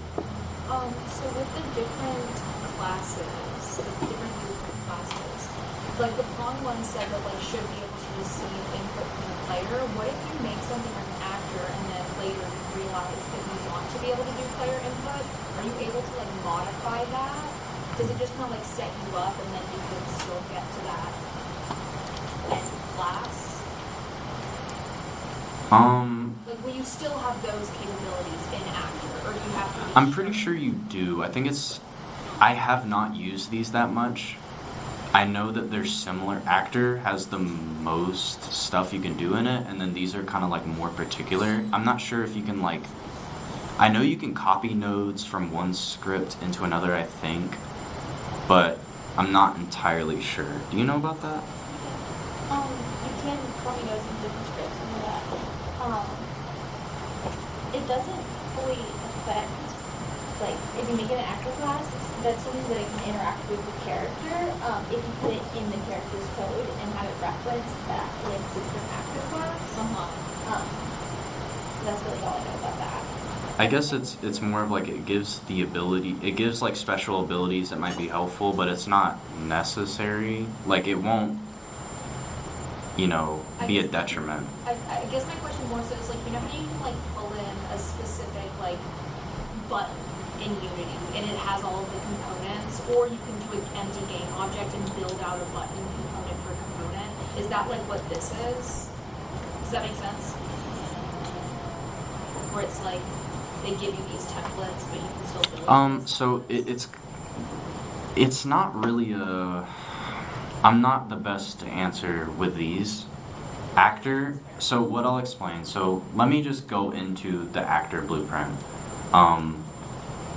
You just double click on it, double left click on it. It'll open up a window. It's kind of like the material editor, or when you double click on a static mesh, it's gonna open up its own little scene, its own little isolated area, but it's a 3D scene.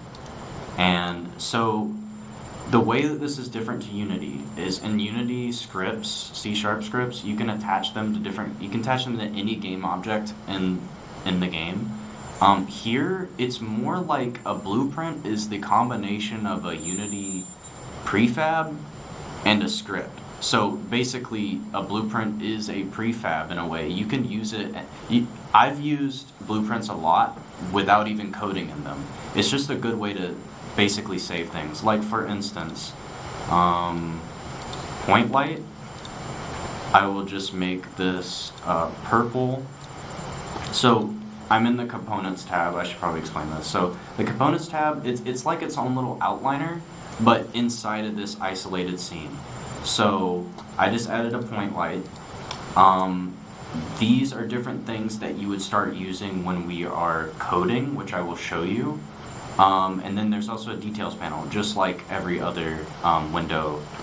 It'll tell you the details of the object that you're clicking on. And this view space, you can also move around with WASD. It's pretty much just a little bubble scene. It's similar to the prefab in Unity. So we want to save this. I just want to demonstrate. This isn't necessary. You don't have to actually do this, but I just want to show you what this can be useful for. As artists, this is, like, you need to use this. It's going to get tedious just dragging and dropping all the time.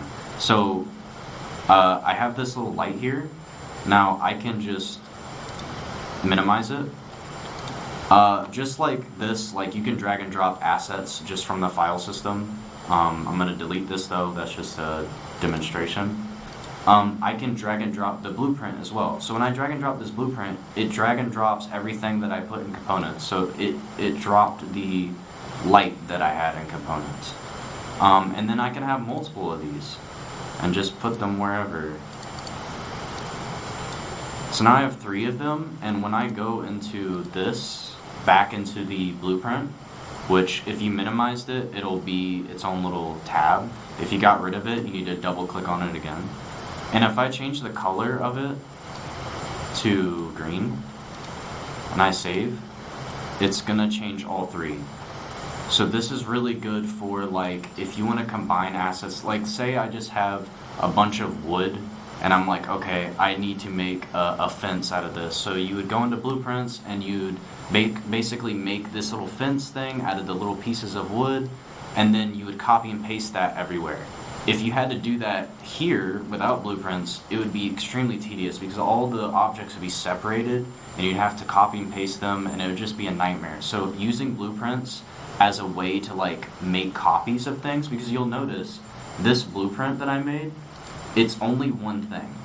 It's not like a bunch of little objects. You don't see the light. You can actually, like, double click on stuff, but that's more technical. But you see it's like one little compact thing. This is really useful. That's good for doing art and stuff. So now when it comes to programming, I'm gonna get rid of the light. That was just a demonstration of, like, something you can use it for. We have different tabs up here. So now we're in the viewport. But there's also these other tabs. So this is where we get into, like, the programming aspect.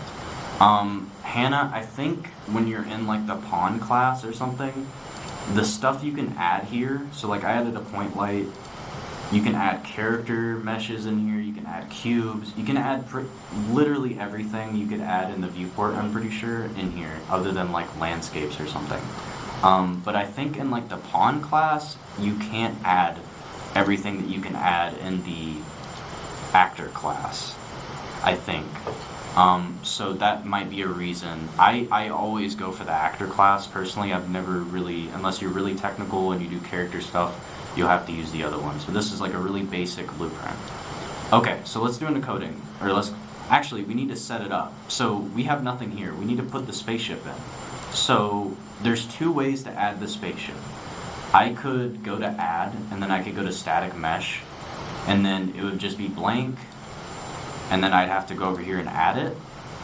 The faster way I found is to just drag and drop it. So I can take this, and then I can drag it into the scene, or I can drag it here.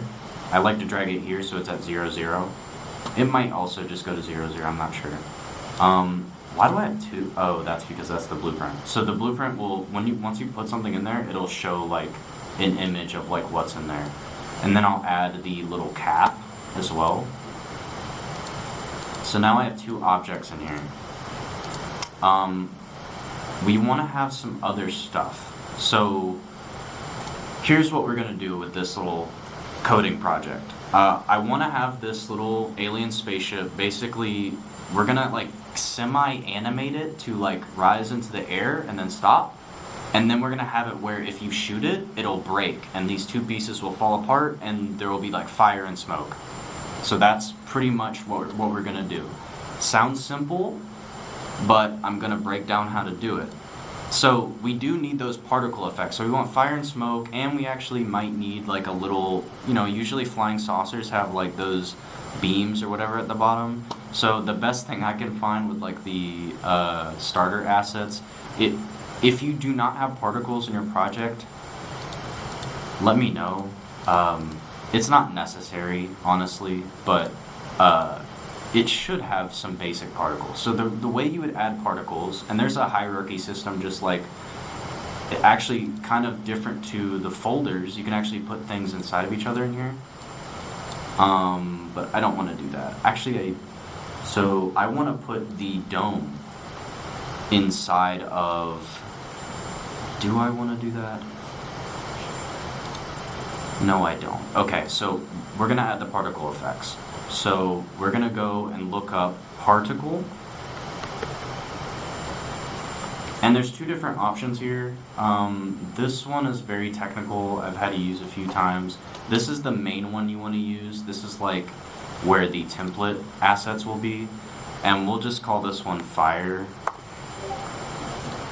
And then over here in the template, this is where we're going to choose the particle we want. So, okay, they don't have any. Okay, so I know what to do. What do you mean?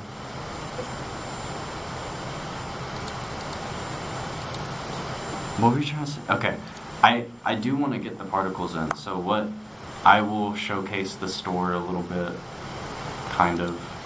Do you have anything? Oh, okay. Do you have the grasslands one? So here's how the store works. In the Unreal Engine tab, there's a marketplace. This is the launcher, by the way. There's a marketplace tab, which is always so slow. I don't know why. And then there's this free tab. Now, every month they have a bunch of free stuff.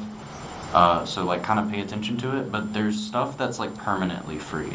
So if I click on it and I go to, I think it's, yeah, Epic Games content, they have a bunch of stuff, but there's one I'm specifically looking for. So I'm gonna go into the search bar and I'm gonna look up Infinity Blades. Did I spell that wrong? Oh, there's not a space.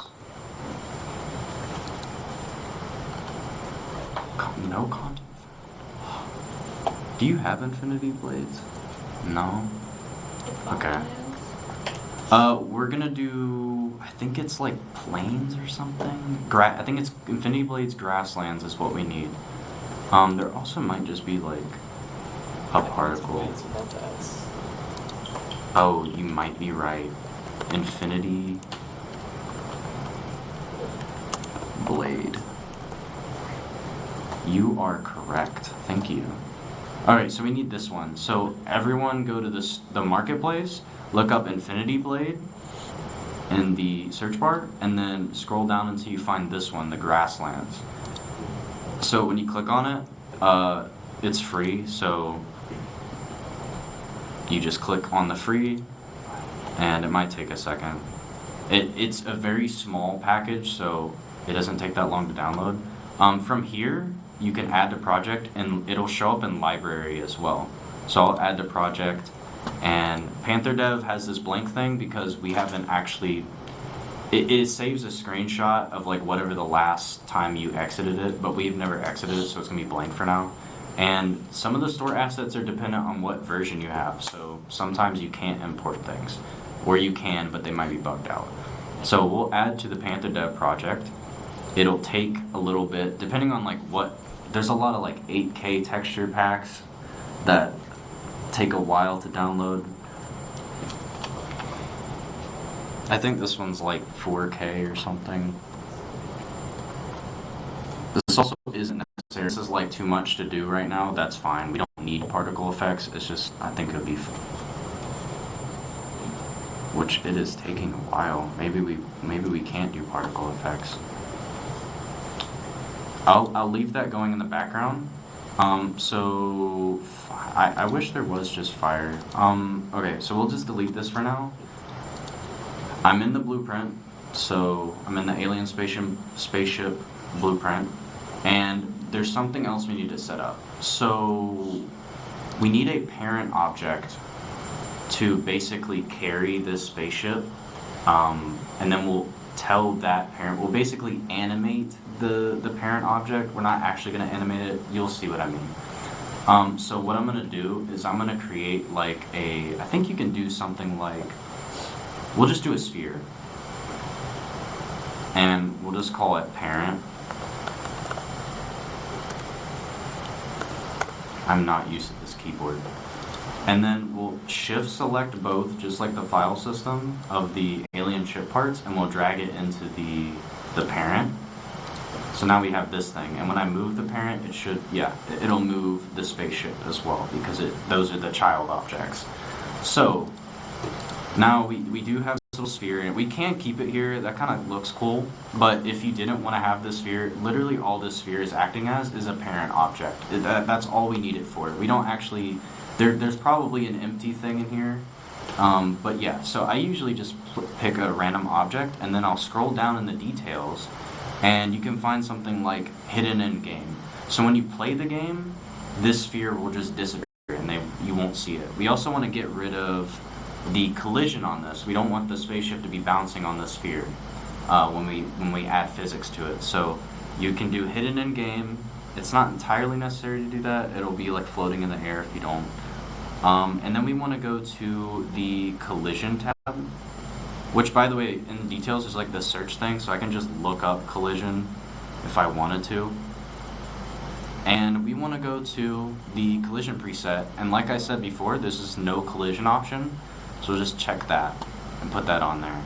And then I'll get rid of my search. So all I did was scroll down to, what is that tab called? Let's see.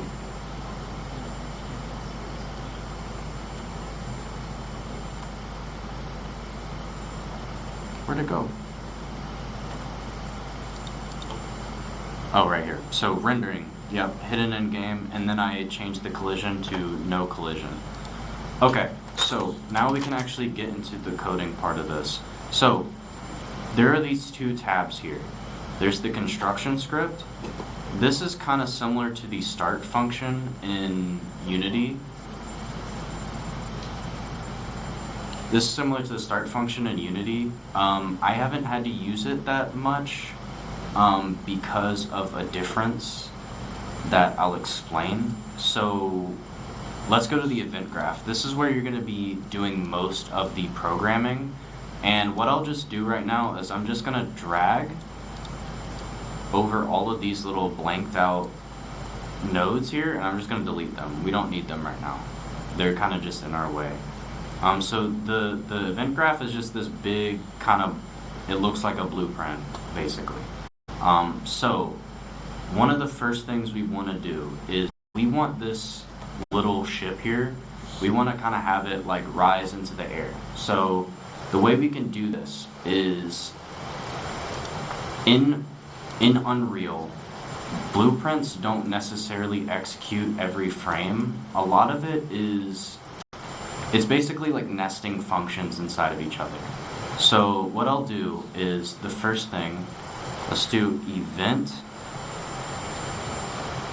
I think it's begin play. So when you right click into the blank space, you can look up nodes, and I'm going to look up event begin play. This basically, it's kind of like the start thing, but I'm not going to use this. This will basically execute when the game starts. So we want to have this little line here. So blueprints are made up of nodes, these little boxes, and wires. And there's two different types of wires. There's this white one. This is like an execution. So like in scripts, when you type out a function name with the parentheses and like a parameter, that's basically what these white lines are. They're going to connect to other things and activate them. And then there's colored lines, which I'll explain. Let me pull up this thing just so I don't... Where's the on button? Oh, okay. I don't remember.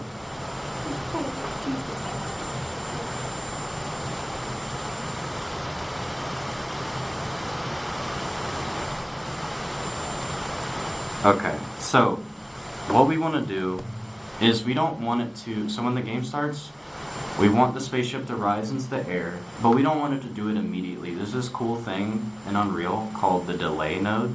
So when you drag out this little like triangle there and you let go, it'll bring up the search thing automatically, and you can look up like the delay node, which I spelled wrong, cool. The delay node. And I'll click on it, and it gives us like a time, so how long we want to delay. I'm gonna do like 3 seconds. So after 3 seconds, it'll start the, basically the spaceship rising up. So now we have this. What we want to do is we want to connect it to, how do I want to do this? Let's see.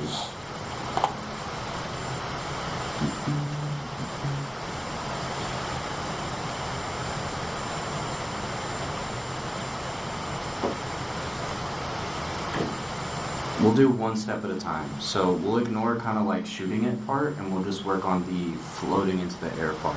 So there is a way to animate in Unreal actually, which you don't need to see this, but this little thing, I think this, you can animate stuff with it. So what I'm gonna do isn't the best way to animate things. This is the way you animate stuff in Unity, is you do it frame by frame. So that's kind of what we're gonna do. So we want to animate the parent. We want to move the parent, because the parent will move the dome and the spaceship body. So we can actually drag things from components into the blueprints. So we're gonna add parent in here. It'll make this little like reference little node. And what we want to do is we're gonna drag out from it. You'll notice that the wire is a different color. The wire is now blue. Colored wires means it's a variable. So this isn't necessarily activating anything, it's like connecting variables into slots. So I'm going to connect this into add local offset. Pretty sure that's what I did. Yeah. So basically, we want to have it where every single frame, this is probably going to run at like 30 to 60 frames per second.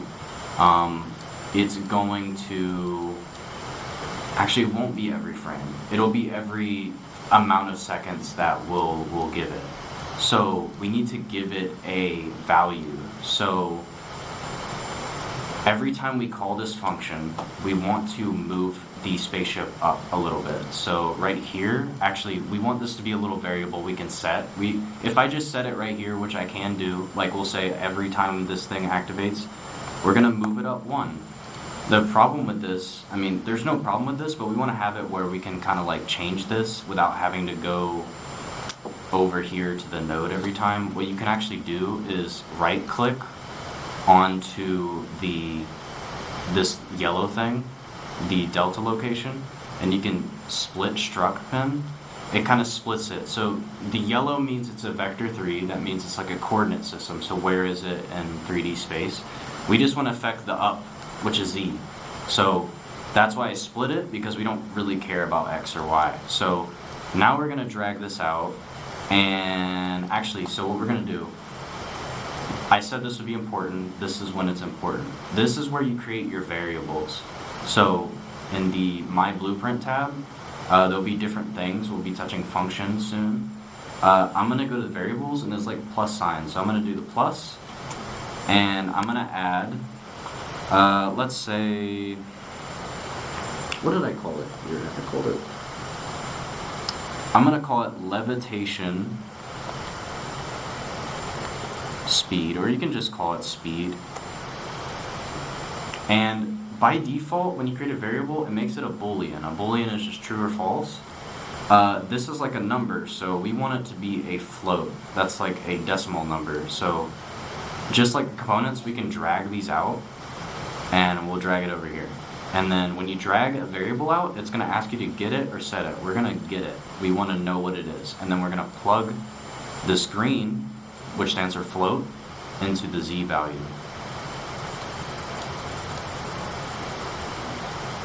And then we are going to basically activate this right here. So when the game starts, all this is going to do is, it's after 3 seconds, it'll move this object up however much we make this. So right now it says, when you click on a variable, it has a details for it, and it says please compile a script. So you can't add a default value to the variable until you compile it. That's what this button is. The compile button, just like if there's any errors or something, that's what this is for. It'll tell you about it.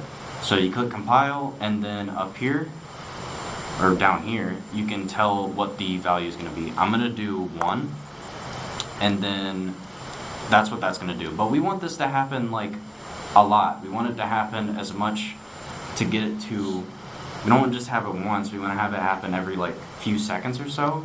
So what you can do actually is you can do delay.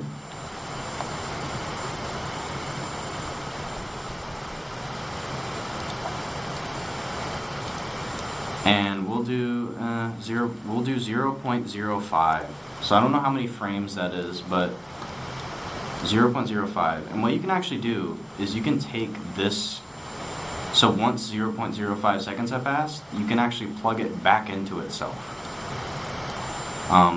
This is a little messy, and we're actually going to change this because this isn't ideal to do because it's kind of confusing.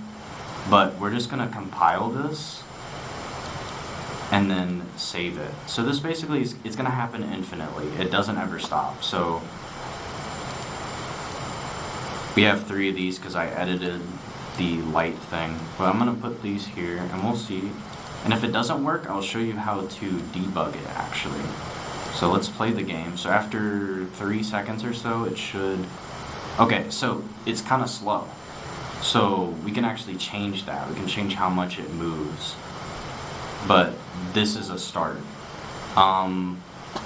Before I go any further, are there any kind of questions about any of the basic stuff I've done here? Yeah. What's with the parent? So the parent, How did you create that? okay, so to create the parent, I added it over here. I just added a sphere, and then I named it parent. So you could add a cube or a plane, or probably not a scene. That would be pretty bad. But you can add any. I kind of just add blank shapes. I think there's like an arrow. I don't know if you can actually move these though. I just made some kind of object that I can put the spaceship into, because they're 2 different objects, right? And I could move both of those objects, but that's more work. So I just want it to be one thing, this parent, and I just want to move that one thing. That'll then move these 2 things. So I'm moving the parent. What it's basically doing is, Go back here. Oop. Minimize. So,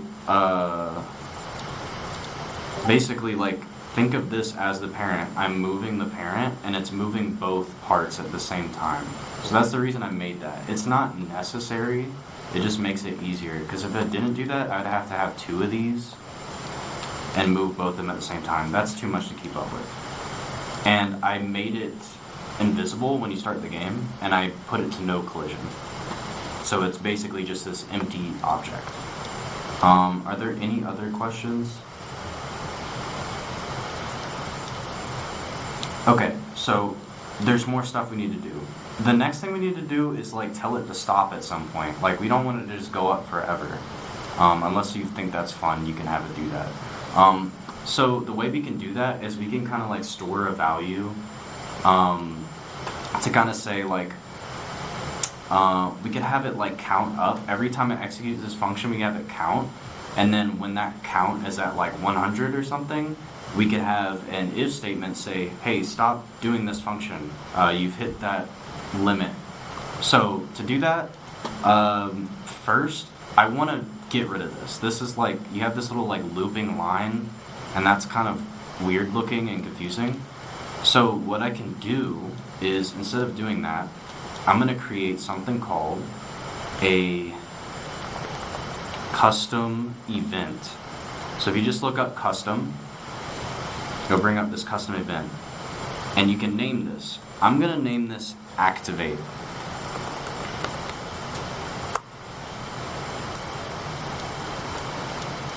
And since the triangle is like on the right side, I'm going to put it on the right side of the screen because then I need to connect it to things.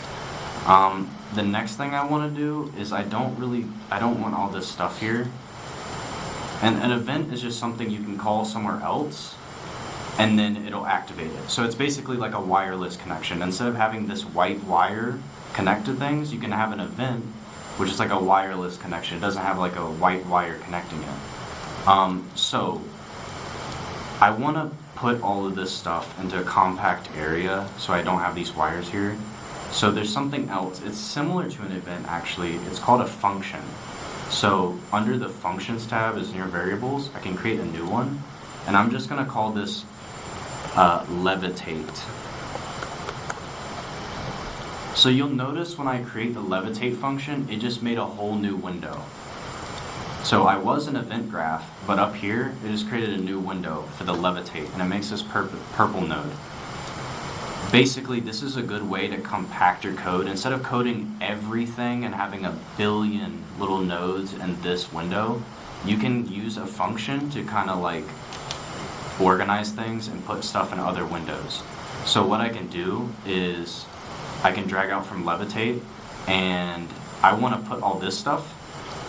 I can copy it and just put it into here. And then do this. I can get rid of this. And if I type levitate, I can call that function. So I connected that. Now it's going to call this from levitate. And I basically just took all that stuff and I organized it into a little window of its own. It just makes it easier to read, in my opinion. And then we'll do this. Now, the reason I made this activate node is because if I drag this over here and I do a delay, like I had before, and I set it to the number I had, 0.05, and then I look up activate, boom, it'll basically, when this happens, it's going to call this. So it's basically looping. It's going here, it does the levitate thing, it waits a little bit, and then it calls itself again, and it keeps calling it. Now we want it to stop at some point. So the way we're going to do that is when it activates, we want to say, hey, have you hit the limit yet? So what is the limit? We need to make a variable for that. So we're going to call this, I'll just call it limit. and you can drag out limit. I made it a float because it needs to be, actually it can be an int. So an int is a number, but it doesn't have a decimal. Because we don't really need the decimals in this case. So we have this limit here. Now we need to know if statements are a little different in Unreal. How you make an if statement is, it's a node called branch. And it's a little weird at first if you know coding. But basically it has a true or false little output, and I can connect. Actually, I don't want to do that. So I need to make a condition for this. I can drag out from limit and say greater equal. So this will be our limit. So we can change this to like 100. And then you see how this is like a red dot? I could connect the red to the red little input thing, which is a condition. Condition is just true or false. So every time it activates, which is happening like every like 0.05 seconds, it's gonna check, are you past the limit yet? And we need it to be false. So if it's greater than or equal to, then that would be true. We need to kind of do it this way. So the way you delete white lines is you hold Alt and left click, and it'll just delete it. We need to do false, because we need to know, and I could have changed this to a less than or equal to as well, just like in scripting. But we need to be false because we want it to be, if it's false, then you do the levitate function. If it's true, then we don't want to do the levitate function. Okay, so we have this. We need to actually change the value of limit. Right now limit is just 0 and it's not changing at all. So the best place to kind of do that would probably be in the levitate function. So every time this levitate function activates,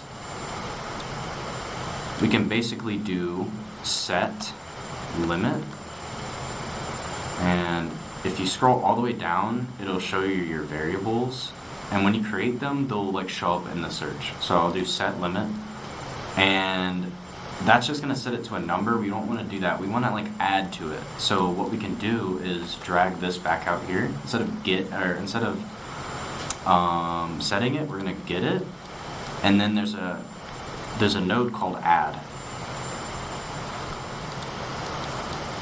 And we just want to add 1 and then connect that to set. So you see how like these lines are connecting to each other and it just keeps activating nodes. It's basically similar to like in programming. In normal programming, the script kind of compiles like in descending order. It just does each line at a time. In Unreal, you can technically do this if you used like how to execute every frame, but here it's kind of just like calling a function inside of a function until you've called every function. It's like a huge line of calling functions inside of each other. That's basically how you can think of it. So we just have a limit here, and I think that's all we need to do here. And it should do that. So when I compile it, there's no errors, little green check mark. And we'll go over here. I think that I think it downloaded, by the way. So when we play the game, which, whoa, it spawned out of the map. I think it's because I put the spaceship on top of me and I clipped through it or something. Okay, so they should rise up and they're kind of going slow. Let me change that. So the speed at which they go is this levitation speed, and we can change that to like, let's do like 5. And again, this isn't usually how you would animate stuff in this, but I just wanted to do everything inside of a blueprint. Alright, so it's going to go up, and after it does that like 50 times, and you see it's kind of jittery, because again, this isn't how you animate things. But it's going to stop, because it's adding that value each time until it gets to 100, and then it says the if statement goes to true, and so it stops. So we need to do one more thing. We want to have it where when you shoot it, it's going to basically break and then fall to the ground. So right now there's no physics on the spaceship itself. When you go to the details of a static mesh and you go to the physics tab, there's this option called simulate physics, and by default it's false. So when you add something in, it just floats in the air. There's no physics to it. What we want to do at some point is we just want to have it basically turn the physics on. So what we can do is we want to have, if you're a programmer, you might be asking, or at least I had to ask this at some point, it's like, how do you access other classes? Because shooting it means that we need to know something about the bullet class. So if I go into the project, let's see, or if I go into the content drawer and I find it should be first person blueprints, there's a blueprint class just for the bullet. If I double click on that, you kind of see what they do. So the bullet is just a little sphere with a texture on it. And so we want to know, basically, we want to say when this bullet hits the spaceship, it needs to call a function in our spaceship class. So the way we can do that is we're actually going to add code to this template blueprint. Down here under it, I'm going to, there's a simple way to do this. So collision, this sphere, and this is the collision component. So this one, let's see.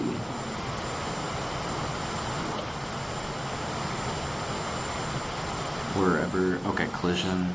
So this is the one that's actually colliding with things. So if I go to the very bottom of this is the quickest way to get to the collision stuff. I can find this on component hit. That just means this object hit something else. And there's a little plus sign next to it. Click plus, and now we have on component hit. So it creates this node, and there's different options down here. You don't have to worry about all of them. Basically, we want to say if the bullet hits a spaceship, then activate. So the way we can do that is there's something called cast to. That basically means access this other blueprint. So we can actually look up our blueprint called alien spaceship. And so now we have this new node. It needs to know the object of it. So it's activating this, but it needs to have this little parameter here. So we're going to say other actor, basically saying the actor that this bullet is hitting, and we'll go to object. And then, so basically this is kind of if statement saying, did it hit a object that has the alien spaceship blueprint on it? If so, then it'll activate this line. So if it does, then we need to have some kind of input. So let's go back to the spaceship and let's create another event, custom event. And I'm gonna call it broken. It's kind of far away, but yeah, I'm gonna call it broken. Save that. And when we go to the bullet class, first person projectile, when I just click in here and I look up broken, it's not gonna show up. Even if I turn on context, I don't think it does show up, but ignore that. So it's not gonna show up because it's not a part of this class. So the way you can easily get access to it is say as, this is like inheritance basically. As the alien spaceship, I wanna get that broken function. So now when I look it up, it's gonna come up. The context sensitive basically means only show things that are part of this class. When you turn it off, it shows everything in the project, I'm pretty sure. Okay, so now, and it immediately set the target too. So now we're gonna do broken as whatever object has now hit the bullet, or the bullet is kind of like hitting the object basically. Now it's gonna activate broken. So what do we wanna do when it's broken? We want to activate physics, and if we can get the particles in later, it'll turn on the particles of like fire and smoke. So when broken, let's drag out the alien spaceship and the dome together. And there is a node when you drag out, it's called Simulate Physics. So the thing I showed you in the physics tab earlier, Simulate Physics, we can actually turn that on in the script. So when I do this, I'll show that in a second. So this little tab down here, for booleans, which is the red thing, I don't personally like this, but they have it as a checkbox. So if it's not checked, it's false. If it's checked, it's true. I don't like that. It's kind of hard to see, but that's what that is. So when I checked it on, it's saying when this node activates, physics are now activated, and it's going to fall to the ground. So we're going to do the same thing for the dome as well. And we're going to connect this parameter. So the target is whatever we want to simulate the physics of. And so we're going to find an issue here. We're going to connect this one, and then we're going to try to connect this one and be like, wait, I can't connect two at the same time. What's going on? The way that you can get around this, of course you can do this, but that's kind of messy. So one way you can kind of get around that is there's something called the sequence node. It'll basically split. You think they would call it the split node, but it's not. It splits it up into as many little strings as you want, and so you can call two things at once. So now it'll turn on the physics. So when it hits something, it'll turn on the physics. Let's see. Let's see if that works. So I'll go over here, and I'll shoot it, and now it's like broken.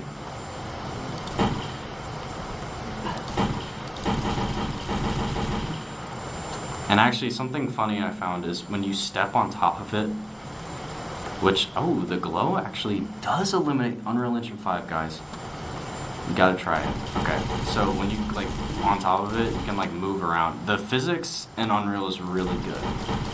So you kind of, like, stick to things, which I think is really nice. Okay, so let's kind of make this a little bit fancy. Let's put in the particles, too. So we want the particles to be attached to the spaceship. So I think we have particles now. Let's check. Cascade. Aha, look at that. So let's look up fire. Okay, maybe it's not fire. Let's see, smoke. What are these then? There's dust.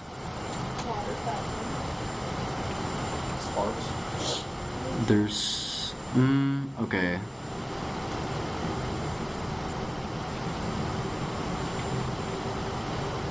Dust light. Let's do water fountain. It's like leaking water for some reason. And if we go to viewport, we can see what that looks like. Okay, but we don't want this to show up immediately. And you can put it like a little bit lower. You can actually change the scale of the particles too. And if you double click on the particles, you can actually edit them inside of Unreal. We don't want this to show up immediately because it's not broken when you start the game. So we can do hidden in game. So right now we can see it because the game hasn't started. And at levitate, or not at levitate, event graph, we want to add another pin here because it needs to do another thing when it gets broken. So we need it we'll drag out the particle system as a reference. You can also look up things, like I can just look up particle system, and it has its own tab. I should have named it something, but you can go to the very bottom, and now you can get it. But it's really easy to drag things out. So there's a function for hidden, set hidden in game. So now we'll set hidden in game to false. So by default, it's false. I find that so confusing in my opinion. So now and make sure compiling, when you save it, it's fine. Compiling isn't always necessary, but it will not play the game if there is an error with it. So now when we start it, you don't see it at first, but if you shoot it, it shows up. It's crying, yeah.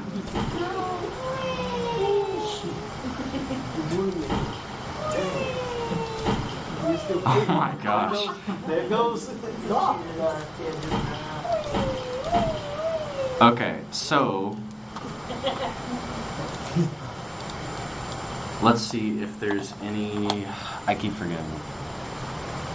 4, 2, 6, 9. That you probably should change now. Yeah.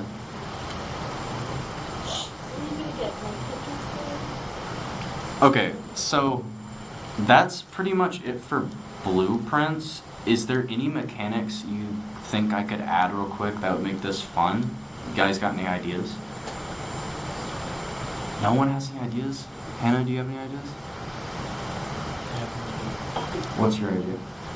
What if you shoot it enough time It blows up. Yes.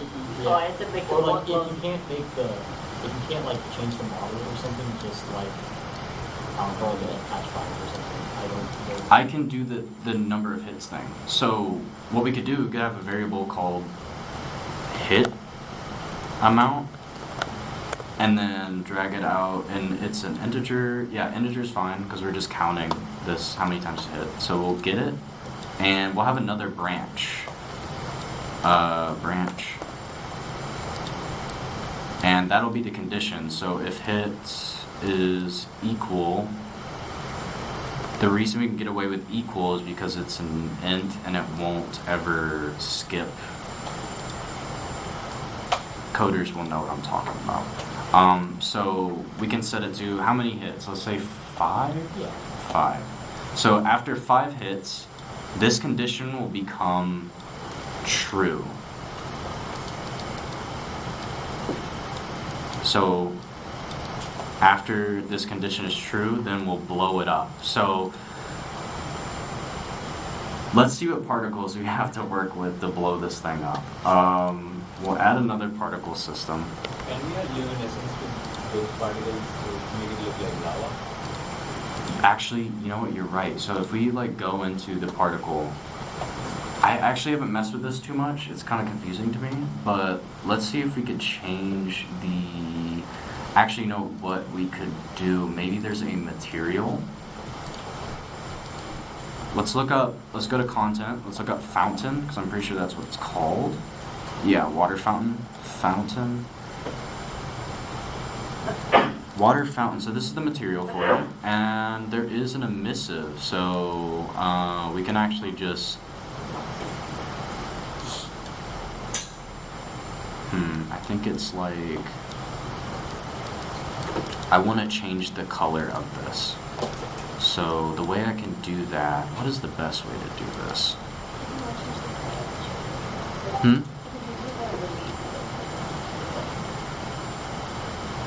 Okay. I was gonna do like overlay or something. Overlay. I can try to get.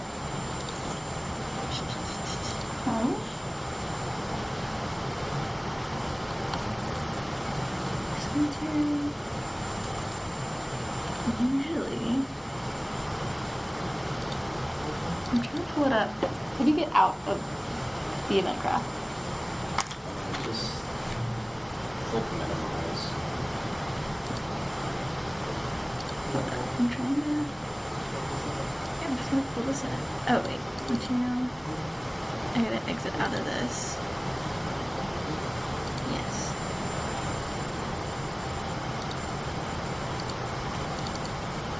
Weird.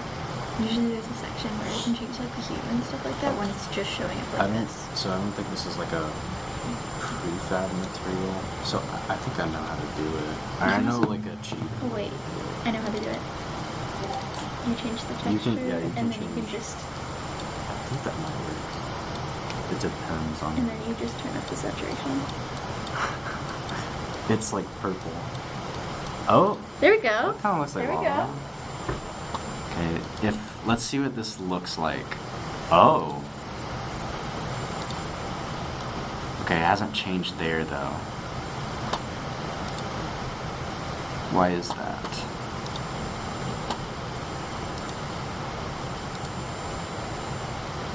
That fix it? No, let's go into the prefab and see, or the blueprint. Is it changed here? No. I think because we...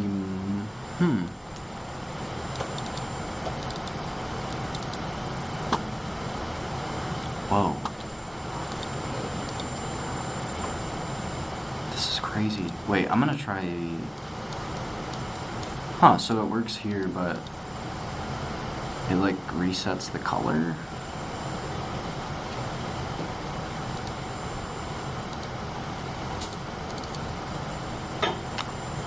Let me change the color of this too then. Oh, that's the RBG curve. I need to do hue to like right there, I think. Half of Unreal Engine, like goofing off, being like, if I can change the texture of this, then I can change the material. If I just like expect me to like learn things. That doesn't look like, that's not a good color. Okay, there we go. So now let's see. Okay, Yeah. it kind of, you want it to be like, is blood okay? Can we do blood? Killing an alien? Yeah. I mean, it's fair. It's new. Who doesn't want to do that? It's like blood red. Make it darker, I guess. Change the saturation. Super saturated. Oh my god. I'm sure it's gonna be around that. What have you done? Yeah, Twitch might. No. What have you done? No, it's they'll. Sweating blood now. Kool-Aid. Oh my Yeah, it's god. Kool-Aid. It's Kool-Aid. Yeah. Yeah, it's that's Kool-Aid. Okay, so let's have it. Let's go back to water. Make it family friendly.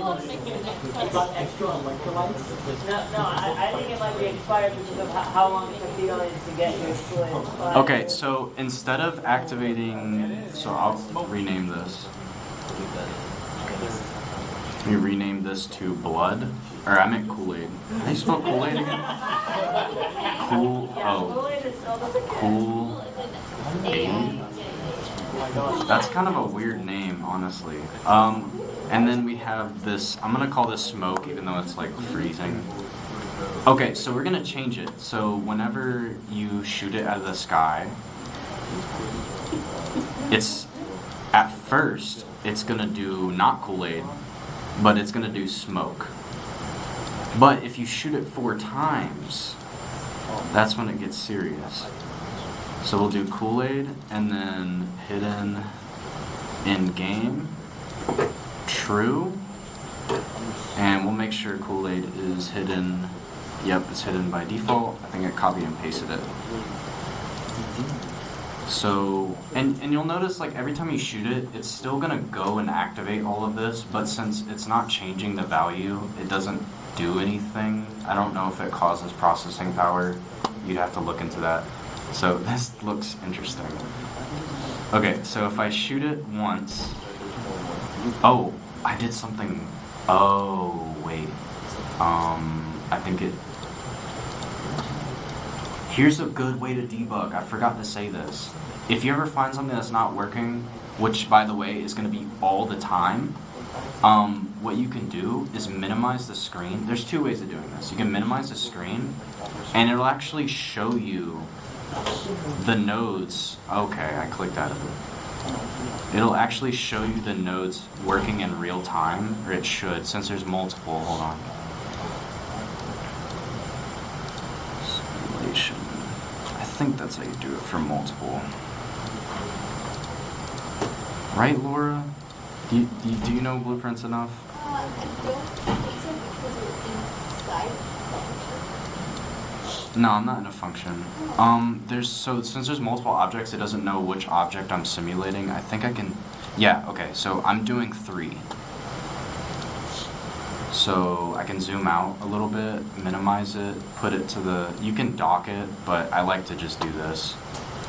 So it's the 3rd one, which is, and let's check which one that is. So 3, that's that one.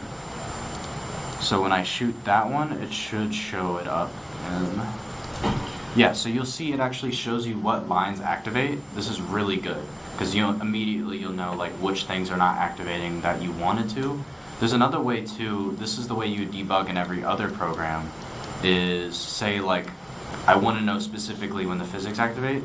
You can do print string, and you could say you could just say hello, and whenever you shoot any of these, actually, it'll print out, and since I have, let me get rid of that.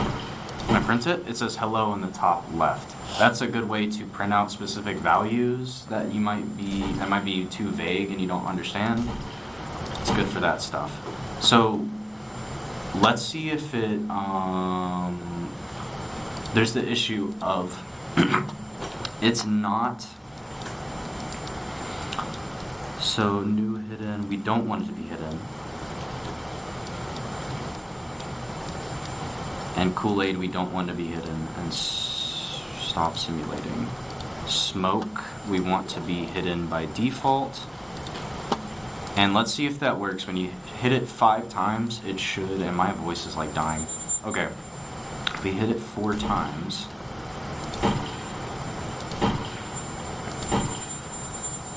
Five times. Is it gonna work?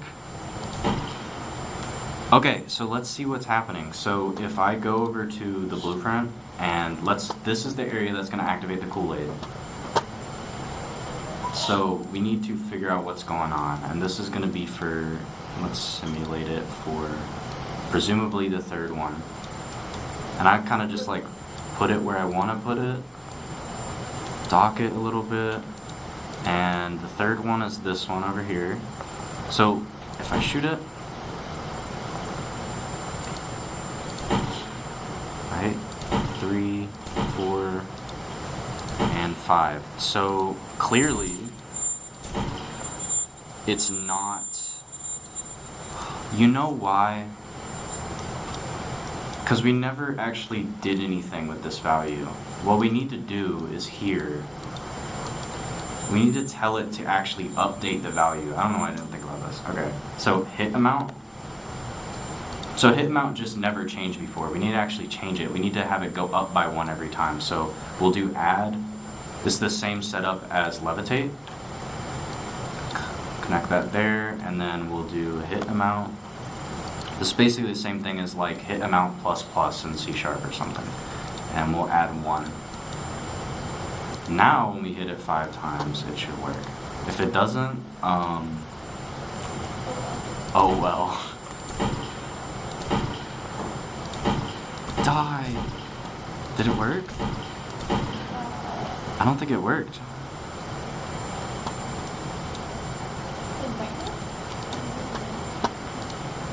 See, so every time you hit it, adds 1, and it sets it. So let's check if it's actually doing that.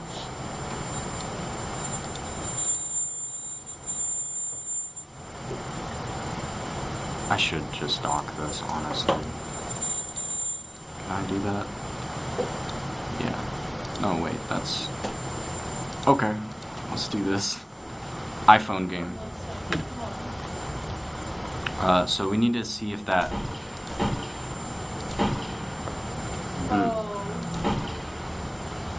Okay, so it is setting it.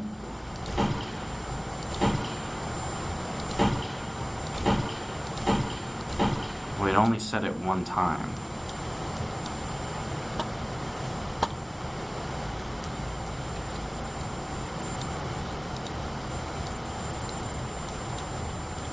And this is where I ponder my orb for minutes and get frustrated. Let's see. Oh, okay. Well, here's what I'll do.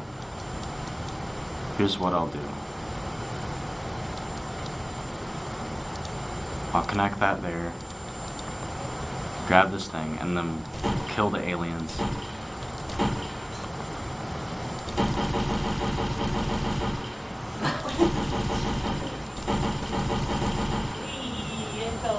That is basically the end of the workshop. I hope that was informative.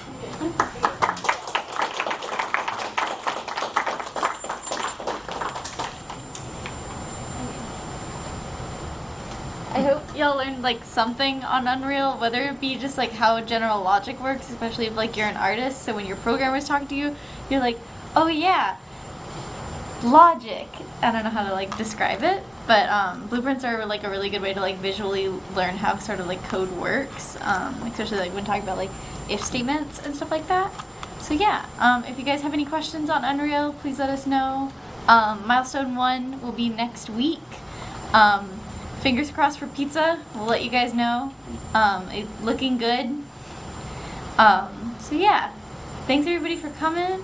Hope you had a good time. Thanks for learning.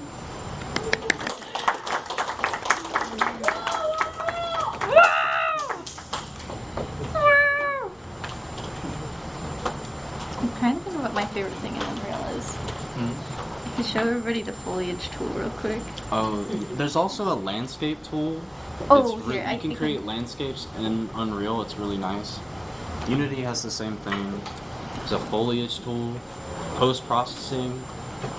It's very animation. nice. It's very nice. I have like rendered out things in here for just like general level design. Unreal's really, really useful if you want really quick, easy level design portfolio pieces. Do that because it's fun, to a point. Definitely say to a point. I don't think you have your foliage. Oh, you actually do. I do now, but that doesn't matter. Oh no.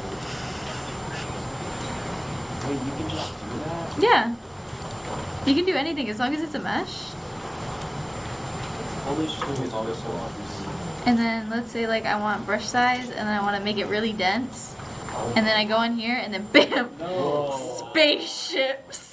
And it's all one single instance. And then you can go into paint density and then you can... Funny if you give up favorites. I think you might be... Because it turns it into a foliage object. So...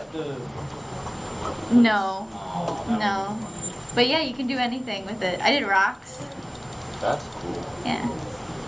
That's... You're just gonna explode. That was like legitimately so freaking helpful when I was making my. And then it's all one object. So, and you can delete it, and then they're all gone. Yeah, here. Spaceship. We're still streaming on Twitch, too. We have like 4 viewers. Okay. Oh Lord. Oh God.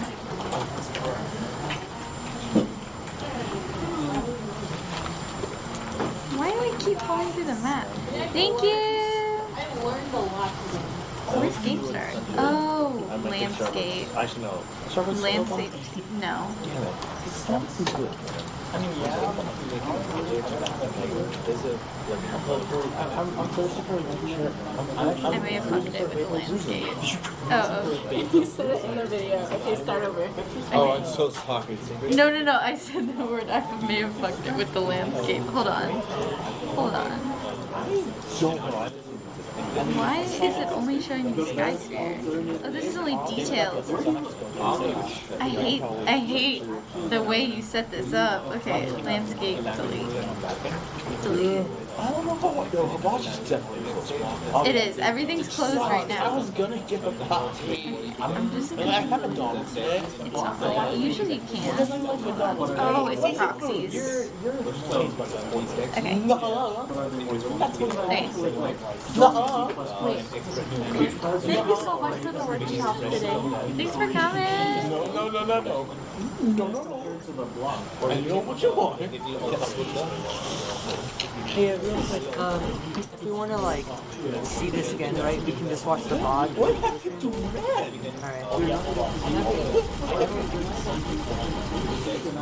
Great.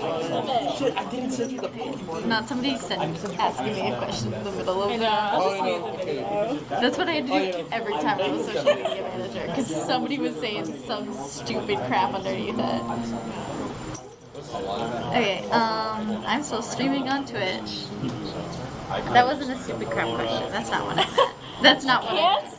No, but it was more like last time I would literally like be somebody intensely talking about like Sans Undertale in the background. And I'd be like, okay, you want to say bye to Twitch? Bye Twitch. Aloris, you want to say goodbye to your students on virtual? I'm just gonna turn. Bye, Twitch. I'm just gonna turn. Goodbye. I'm breaking the Purchase fourth. all your. I think you should purchase. Hey. What do you? Oh, you want to see art? I've never used it, but Art. Art. That's neat. the scenes are called maps. Can y'all stay to help clean up the room? Yeah. Okay. Waiting for the. Bye, Twitch. Bye, Twitch. No, goodbye.